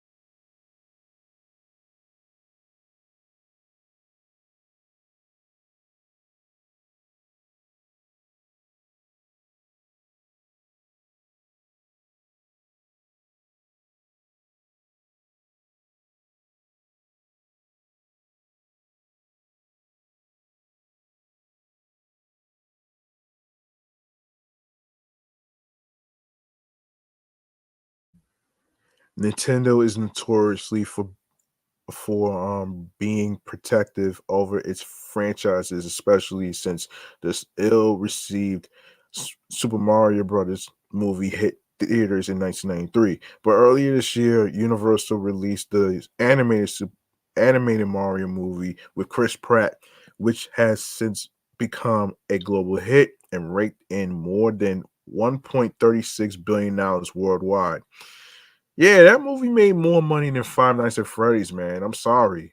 I'm sorry though, man. But not too many people are familiar with the fucking front. Not too many people were familiar with Five Nights at Freddy's anyway, man. Like I didn't care for it though. I didn't care for that shit. So you know what I'm saying? Hold on.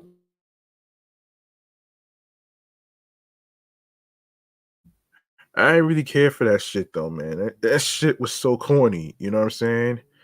Um, so far details are scarce on what the Legend of Zelda movie might look like or who might star in it. Since 1986, there have been more than 25 different games in the series, usually centering on the hero Link, who wields the famed Master Sword and fights to protect the the Hylian Princess Zelda from the villain Ganon. All right. Before I go on to GTA 6 and Sonic, um I want to actually get to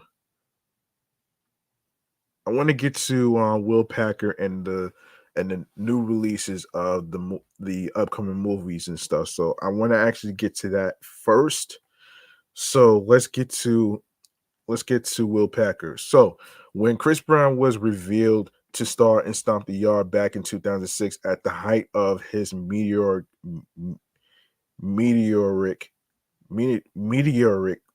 rise. Fans were thrilled to see the R&B sensation pivot into acting. However, his feature film debut lasted only a few minutes, with Brown's character being killed off and Columbus Short emerging as the actual star of the film.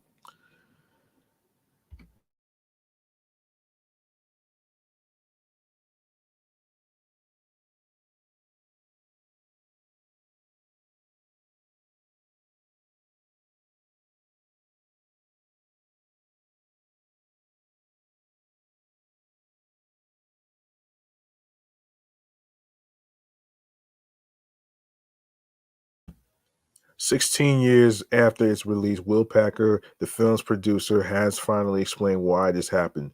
So I get so I get asked all the time, well, y'all made it seem like it was Chris Brown's movie. I get there and he dies in the first 5 minutes. Packer begins. First of all, he doesn't die in the first 5 minutes. It's 10 minutes. He lasts for 10 minutes and 50 seconds. Chris Brown was never intended to be the star of Stump the Yard. We had this movie. It was about Columbus Short going to Truth University and joining a fraternity. Um, the visionary behind hit productions like Girls Trip, Queen's Court, and Almost Christmas continued. We always wanted to have a scene where we showed why he ends up leaving Los Angeles to go to college, and it happens because his brother dies. That was always the setup. It wasn't going to be Chris Brown.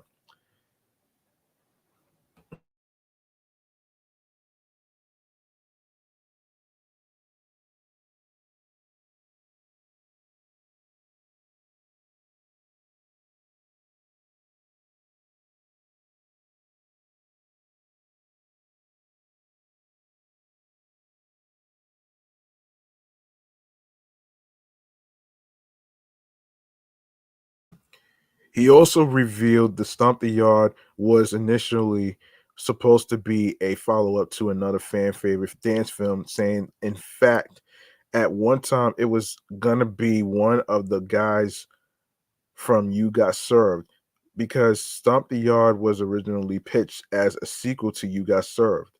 But that's another story. Though Packer didn't specify who was set to play Brown's character in Stomp the Yard, Breezy went on to star in This Christmas later that year in his proper film debut, and later appeared in Takers and Think Like a Man. All right. Now we go to the listings of the upcoming movies that got delayed due to the stupid ass strikes. All right. Now we go to Business Insiders. So, Business Insiders and shit. So, right. So let's see.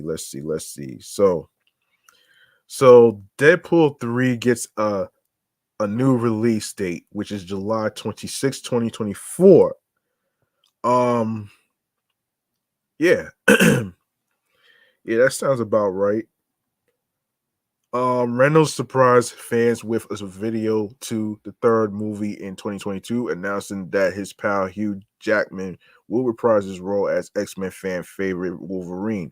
In an 80-second video, Reynolds said he wanted Deadpool's entry into the Marvel Cinematic Universe to be special and true to the character. His one idea involved asking Jackman to play Wolverine one more time. The video ended with the Deadpool logo getting slashed by one of Wolverine's adamantium claws. Adamantium claws. Um, the anticipated sequel, directed by Reynolds' frequent collaborator Sean Levy, will also star Morena Baccarin, Brianna Hildebrand, Emma Corrin, and Rob Delaney.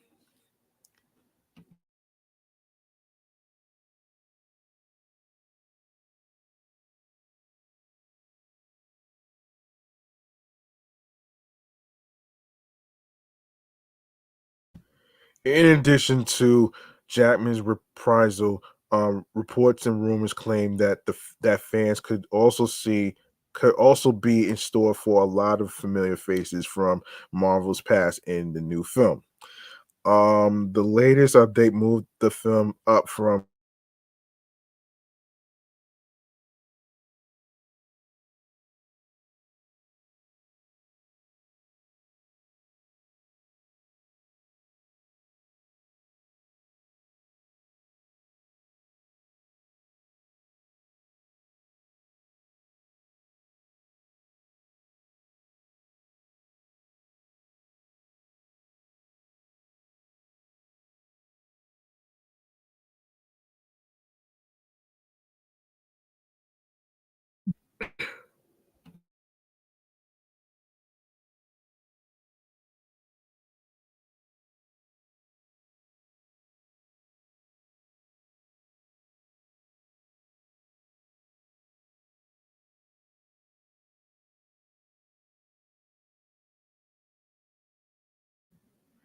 yes, so Reynolds surprised fans with a video update to the third movie in 2022, announcing that his pal Hugh Jackman will reprise his role as X-Men fan favorite Wolverine. In an 80-second video, Reynolds said he wanted Deadpool's entry into the Marvel Cinematic Universe to be special and true to the character. His one idea involves asking Jackman to play Wolverine one more time.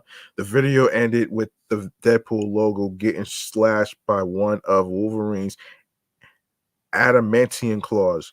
Um, the anticipated sequel, directed by Reynolds, frequent collaborators Sean Levy will also star Morena Baccarin, Brianna Hildebrand, Emma Corrin, and Rob Delaney.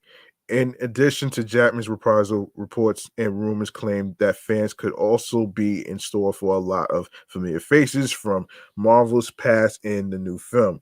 The latest update moved the film from fall 2024. It's unclear if it may shift again due to the SAG after strike, which already ended already. So that's over already. Another movie that got held up to 2025. All right. So Deadpool 3 is July 26, 2024. Mark your calendars. Um, February 14th, 2025. Captain America Brave New World um has been held up and is played by Anthony Mackie.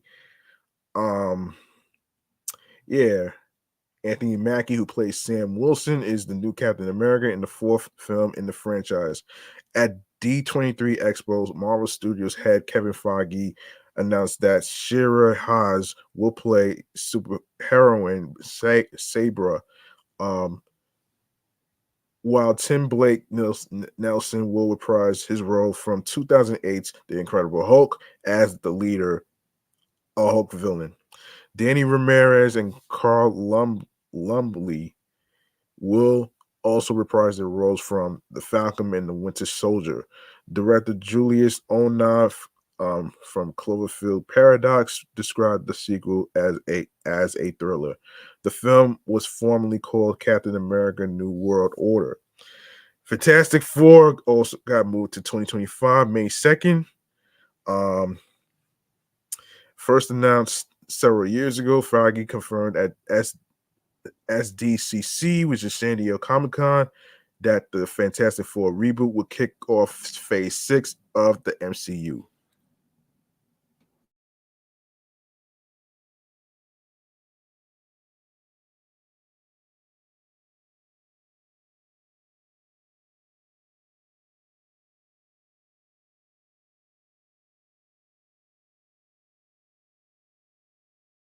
At D23 Expo, Feige announced that WandaVision director Matt Shakman will direct the reboot. No cast has been named for the film.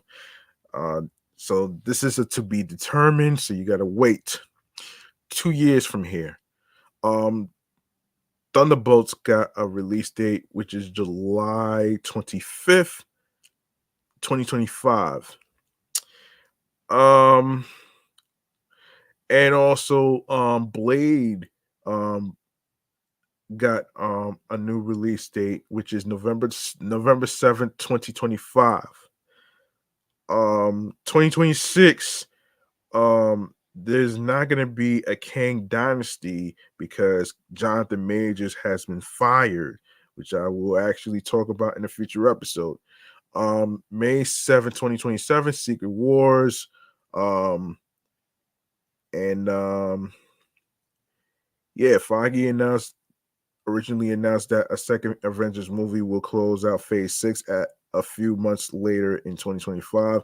As of June 2023, the film has been pushed back to 2027. Um, Armor Wars. Yeah, I had no idea about this. So I had no idea about this though. According to Disney's updated release calendar, as of June 2023, there are three more untitled Marvel movies on the way. It's possible an X-Men reboot will appear among these titles in the future.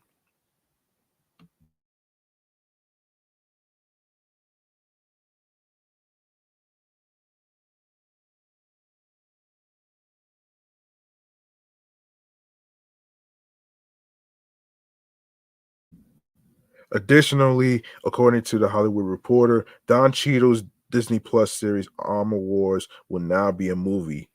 Um, Below are the dates attached to these untitled films: February 13th, 2026, July 24th, 2026,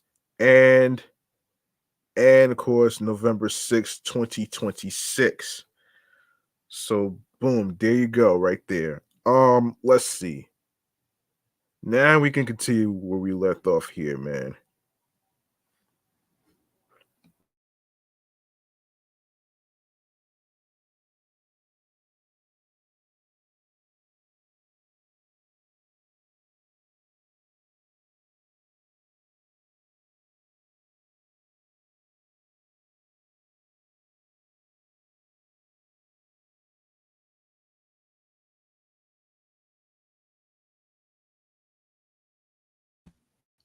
According to Games Radar, um,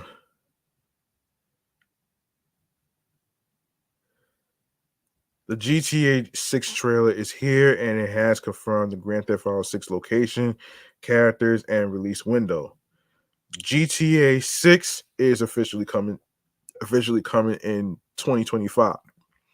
And it's set to take us back to Vice City in the state of um Leonida. Leonida. The news came by way of the release of the official GTA 6 trailer 1, which was posted a day earlier than scheduled as the result of the risk of a leak. Posted a day ahead of schedule thanks to the risk of a leak. You can watch the first look at GTA 6 in the trailer below. GTA is Grand Theft Auto, in case you didn't know. Um, we've been pouring over the trailer since it's released to take in all of the noteworthy features on display.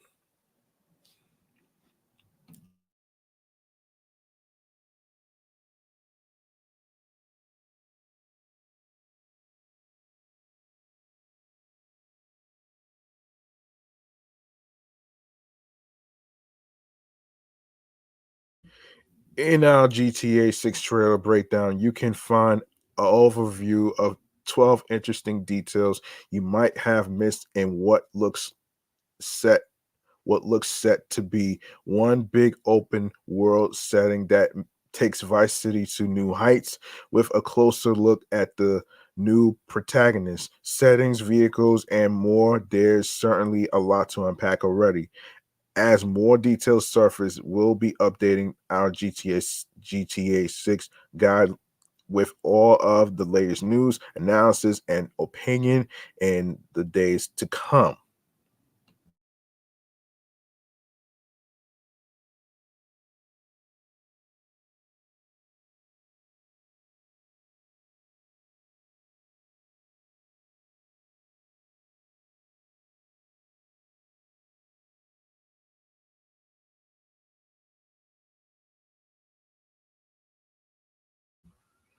In the meantime, though, keep on scrolling to find the first GTA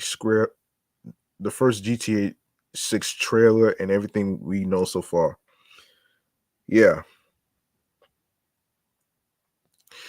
The GTA 6 um reveal trailer is here, and it is everything we is everything that we hope it would be. While Rockstar had originally set the GTA 6 trailer release for Tuesday, December 5th, a leak pushed the publisher to get the long awaited first look at the new Grand Theft Auto out into the world a little earlier. The GTA 6 trailer, which you can view above, give us a first look at the return to Vice City and the new twin protagonist. Um, Rockstar has confirmed that the GTA 6 release date is set for 2025. The news arrived as part of the reveal trailer, noting that Grand Theft Auto 6 is set um to be released in uh, TBC 2025. No further clarification has been posted on when. Prior to the reveal trailer, internet sloths had been making some educated guesses. Multiple sources have corroborated a rumor that GTA 6 will release in 2025, which was part of a larger info drop that suggested that Grand Theft Auto 6 would be set in a modern day Vice City. Interestingly, Take Two, the Rockstar owner, continues to imply GTA 6 is out by March 2025 while saying nothing about it. CEO Strauss Zelnick says, "We remain confident that we are positioning our business for a significant inflection point in fiscal 2025, which we believe will include new record levels of operating performance. That significant boost to um, revenue predictions is supposedly due to the GTA 6 launch." Um, yeah, GTA 6 platforms, PS5 and Xbox Series confirmed. So far, it has been confirmed that GTA 6 will be coming to PS5 and Xbox Series when it arrives. The news came by of an official press release from Take Two, which states that GTA 6 is coming to PlayStation 5, computer entertainment systems, and Xbox Series games and entertainment systems in 2025. Will GTA 6 be on PS4 and Xbox One? Hold that thought.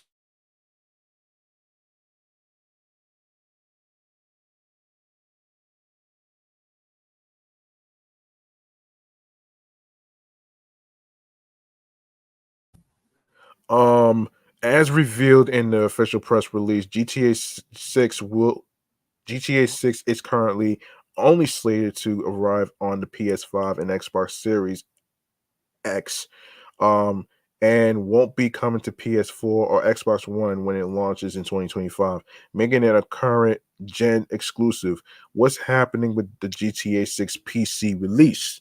There's currently no mention of a PC launch, which might suggest it will follow a similar route to some of the previous GTA games that released on consoles first before arriving on PC at a later date. We wouldn't hold your breath for a quick PC release follow up, either, as according to a former developer. GTA 6 on PC will likely take a while, with PS5 taking priority as Rockstar focuses on what sells. That's corroborated by another former developer who said the GTA 6 PC launch probably won't come for a long time. Um, GTA 6 characters introducing Lucia, excuse me. Um, During the official trailer, we were introduced to the protagonist of GTA 6 with a focus on the first GTA 6 female lead, Lucia. While there's still much we've yet to learn about her as a character, as her character, as a her as a character. The trailer gives us some hints with her wearing prison clothing, which tells us she's clearly had some trouble with the law. Not only on that, but Lucia is shown on multiple occasions.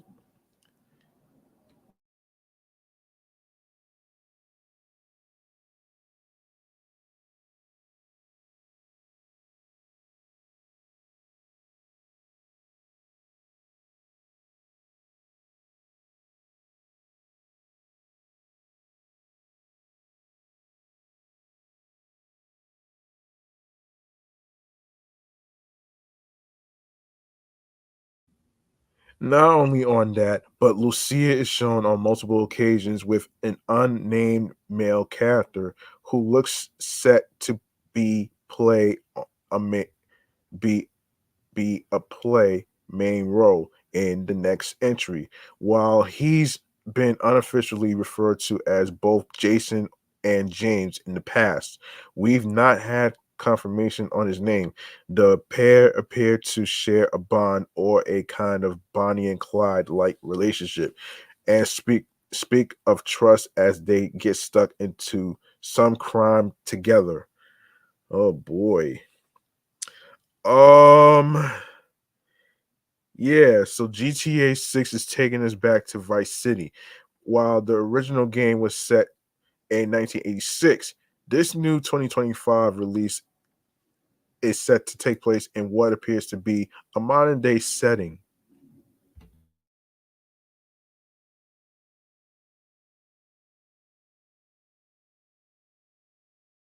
Rockstar revealed will be heading to the state of Leonida, which is home to the neon soaked streets of Vice City and beyond, set to be the biggest, most immersive evolution of Grand Theft Auto yet.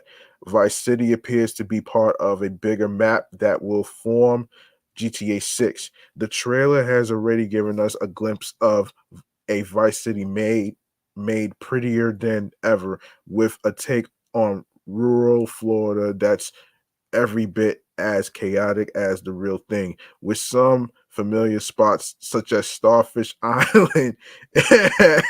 we'll have, we'll have to wait and see if we're able to visit old haunts like the Malibu Club.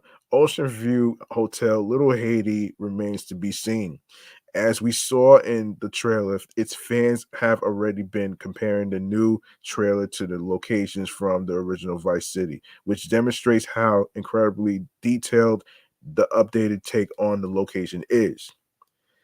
Um, the first GTA 6 announcement came in February 2022 when Rockstar Games snuck out the news that GTA 6 is well underway as part of a broader GTA 5 and GTA Online community update. With word that Grand Theft Auto 6 is in active development, Rockstar said, in quote, on behalf of our entire team, we thank you all for your support and cannot wait to step into the future with you. In August 2022, Rockstar's parent company, Take Two Interactive, reaffirmed that GTA 6 development is well underway as part of the company's financial results report.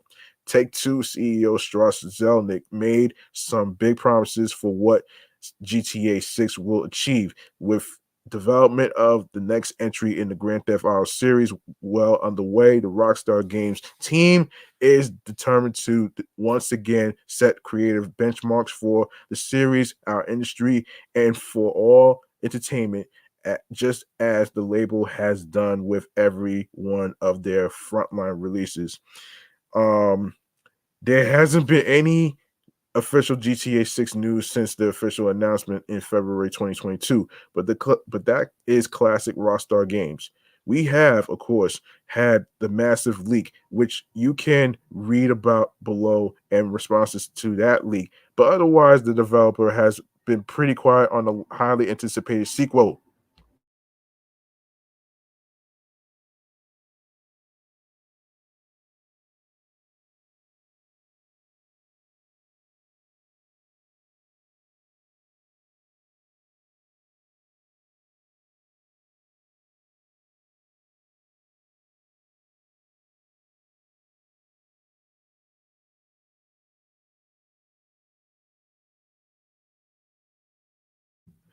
There was an unprecedented GTA 6 leak on September 18th, 2022, which saw dozens of videos and screenshots from an alleged in development build of the game spread online.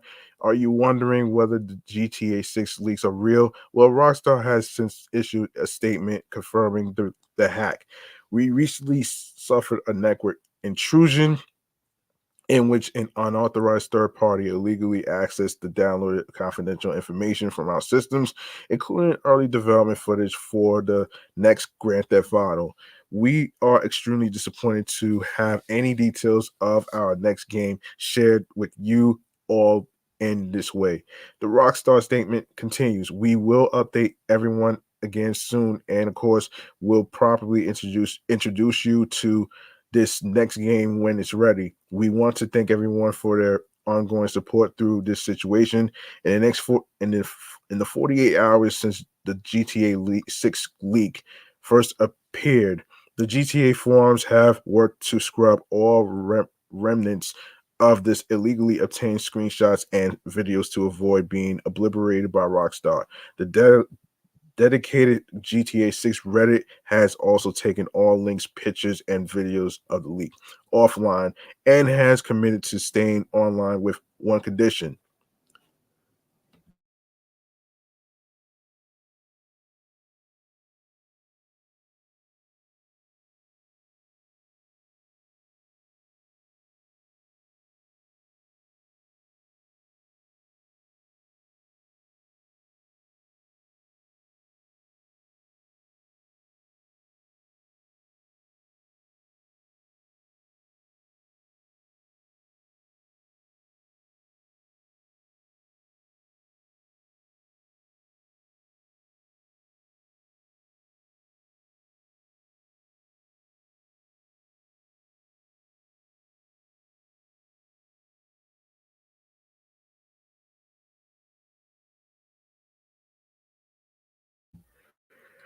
We will allow discussions related to the leak without attaching the leaks. We don't allow comments that has sick download links to the leak. Since then, Rockstar and parent company Take Two have spoken out about the leaks. In a recent earnings call, CEO of GTA publisher Take Two Interactive Stress Zelnick said that the leak was terribly unfortunate before adding that we take those sorts of incidents very seriously indeed. There's no evidence that any material assets were taken, which is a good thing. And certainly the leak won't have any influence on development or anything of any sort, but it is terribly disappointing and causes us to be ever more vigilant on matters relating to cybersecurity. The latest update on all this is that the teenager accused of massive GTA 6 leak has been deemed psychiatrically unfit for trial. Reuters Reuters reports that 18-year-old Arian Kurtage, a member of the Lapis hacking group, has been assessed by psychiatrists who have deemed him unfit to stand trial for himself. Interestingly, there's one leaked GTA 6 screenshot that is the sole survival of a Rockstar copyright nuke. Seems like just a single frame has escaped the all-encompassing copyright claims. Rockstar was waved across the internet. And in the immediate aftermath of the new GTA 6 leak, there was some concern over how the intrusion would impact ongoing development of the new Grand Theft Auto game. Rockstar has since confirmed in an official statement that the hack will not affect GTA 6 production or the ongoing security of GTA 5 and GTA Online. At this time, we do not anticipate any disruption to our live game services nor any long-term effect on the development of the ongoing projects. Our work on the next Grand Theft Auto game will continue as planned, and we remain as committed as ever to delivering an experience to you, our players, that truly exceeds your expectations. And of course, the GTA map. Of course, While the final GTA map is yet to be shown, there are some indicators from the leaked video and screens that indicate a play space that stretches beyond the confines of Vice City. Much in the same way Rockstar expanded upon Los Santos between Grand Theft Auto, San Andreas, and GTA 5, a few of the leaked screenshots appear to show all new areas of Vice City. As you may know, Vice City itself is loosely based on Miami, and there's now speculation that GTA 6 will push further south toward the Everglades, a wetland, and the Florida Keys, a string of tropical islands.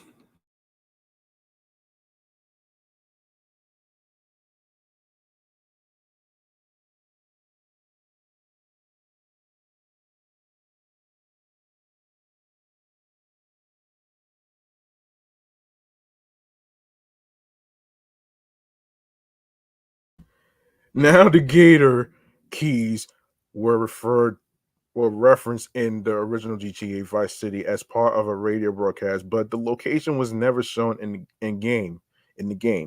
If the screenshots suggest what we think they are, expect the GTA 6 map to contain a mixture of environment types. Interestingly, fans are convinced that the GTA 6 map will be much larger than that of GTA 5. Using link Using leaked GTA 6 coordinates, the GTA 6 subreddit fans are trying to map out the the ma- the map itself, and later started stitching GTA 6's map together using Google Earth and Paint. Clever folks. And of course, finally, the gameplay. As Rockstar is yet to release a GTA 6 trailer, it's difficult for us to say with certainty how this new game will play and how it will innovate the Grand Theft Auto 5. However, it's clear from the early development footage, which leaked out that Rockstar is at least investigating and playtesting some new mechanics. For example, it appears that a new series of stealth mechanics are being introduced with footage depicting characters crawling while prone and even carrying bodies. Additionally, the weapon wheel, which was overhauled for GTA 5, is returning in some capacity, and the leaked footage suggests that Rockstar is introducing new health buff items such as painkillers. We can also see that the 5-star warning system is returning, and that the hold on a second. Hold on. Let me just oh my gosh, hold on, man. I'm trying to hurry up here so it doesn't reach 3. Oh my gosh. Yeah, I was hold on.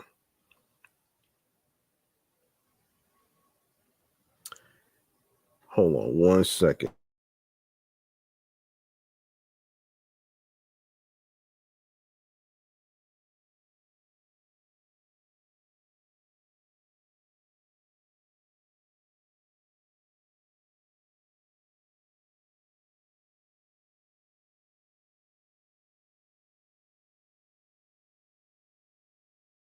As Rockstar yet to release a GTA 6 trailer, it's difficult for us to say with certainty how this new game will play and how it will innovate on Grand Theft Auto 5. However, it's clear from the early development footage which leaked out that Rockstar is at least investigating and playtesting some new mechanics.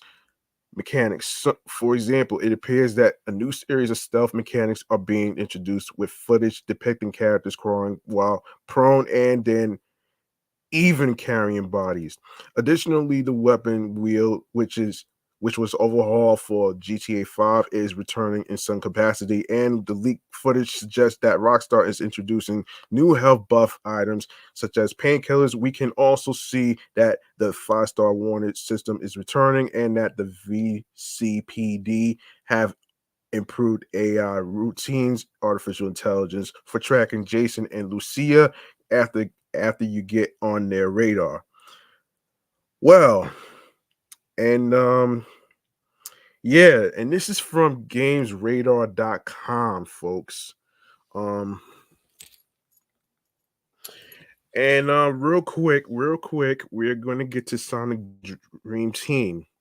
This game has been out for like quite some time actually. So real quick actually. So this is just yeah, real quick. So last month Sega shocked its fans by announcing an all new 3D Sonic the Hedgehog adventure in the vein of games like Sonic Adventure and Sonic Heroes. That game, Sonic Dream Team, launches today exclusively on iOS devices at no cost for those with an active Apple Arcade subscription. Some um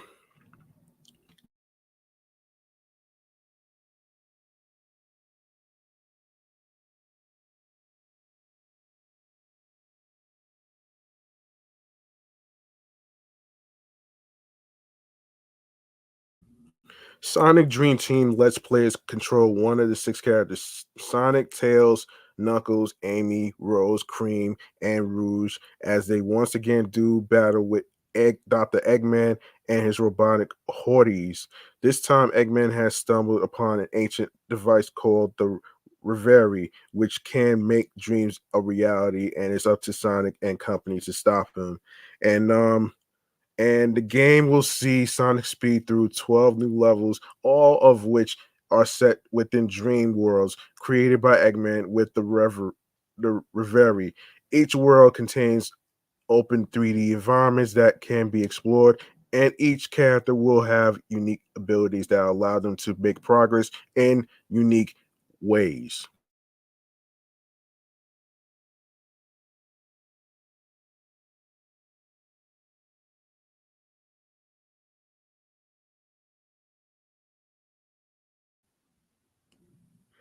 Tails, for example, um, can use his two tails to fly around the levels, while Knuckles can climb walls with his fist. Sonic Dream Team is developed by Hard Light, whose previous games include Two Point Hospital and two of Sega's other Apple Arcades releases, Sonic Racing and Choo Choo Rocket Universe. It is the second Sonic game to launch this year, with the 2D adventure Sonic Superstars releasing already. It's already out right now. Sonic Superstars is already out right now for consoles and PC. And Sonic Dream Team is available today for free for Apple Arcade subscribers on iPhone, iPad, Apple TV, and Mac. All right, so all right.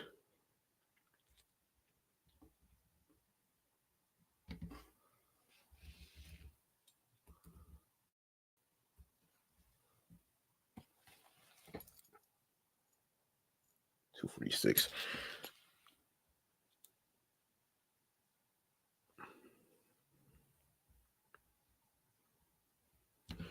All right, we're gonna wrap up right here, right now. With our very last thing, which is stream choices on the go, man. Let's get into it right here, right now, so I don't reach 3 hours. So let's get into it right here, right now. All right, so oh man, come on, don't do this to me.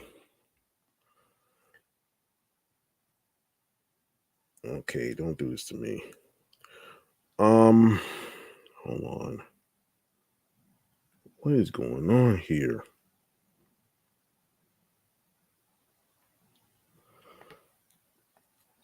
All right, here it is.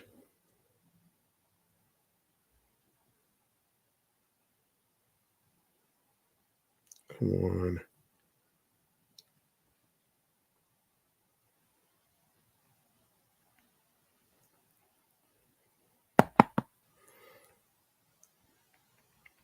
Come on.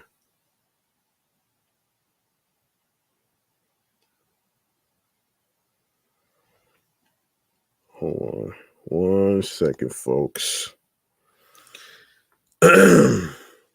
Sorry about that.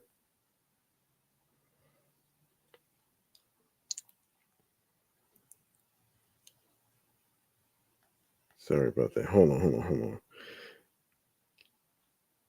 Okay.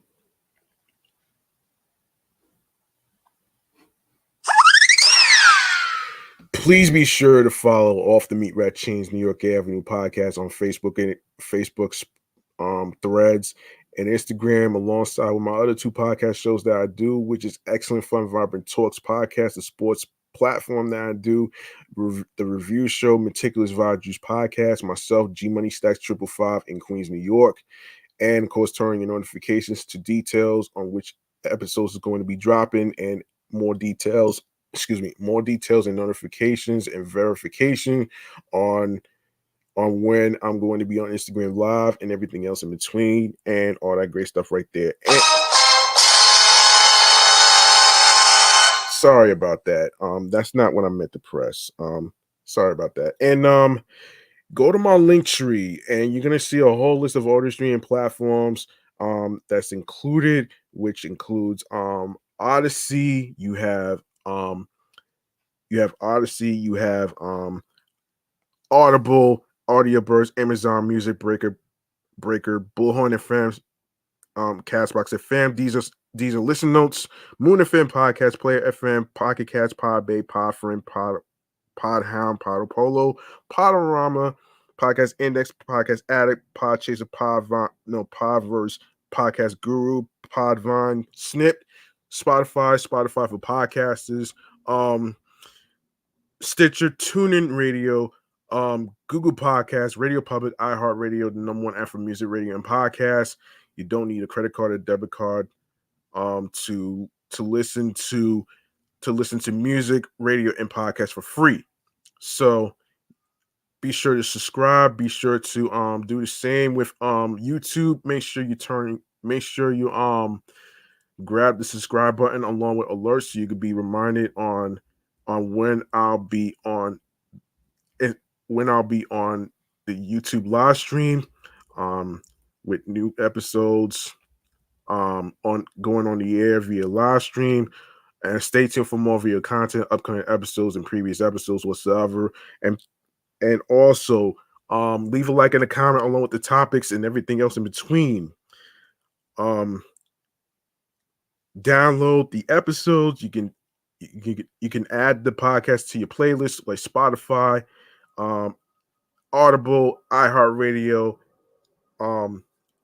Amazon Music. I'm sorry about that.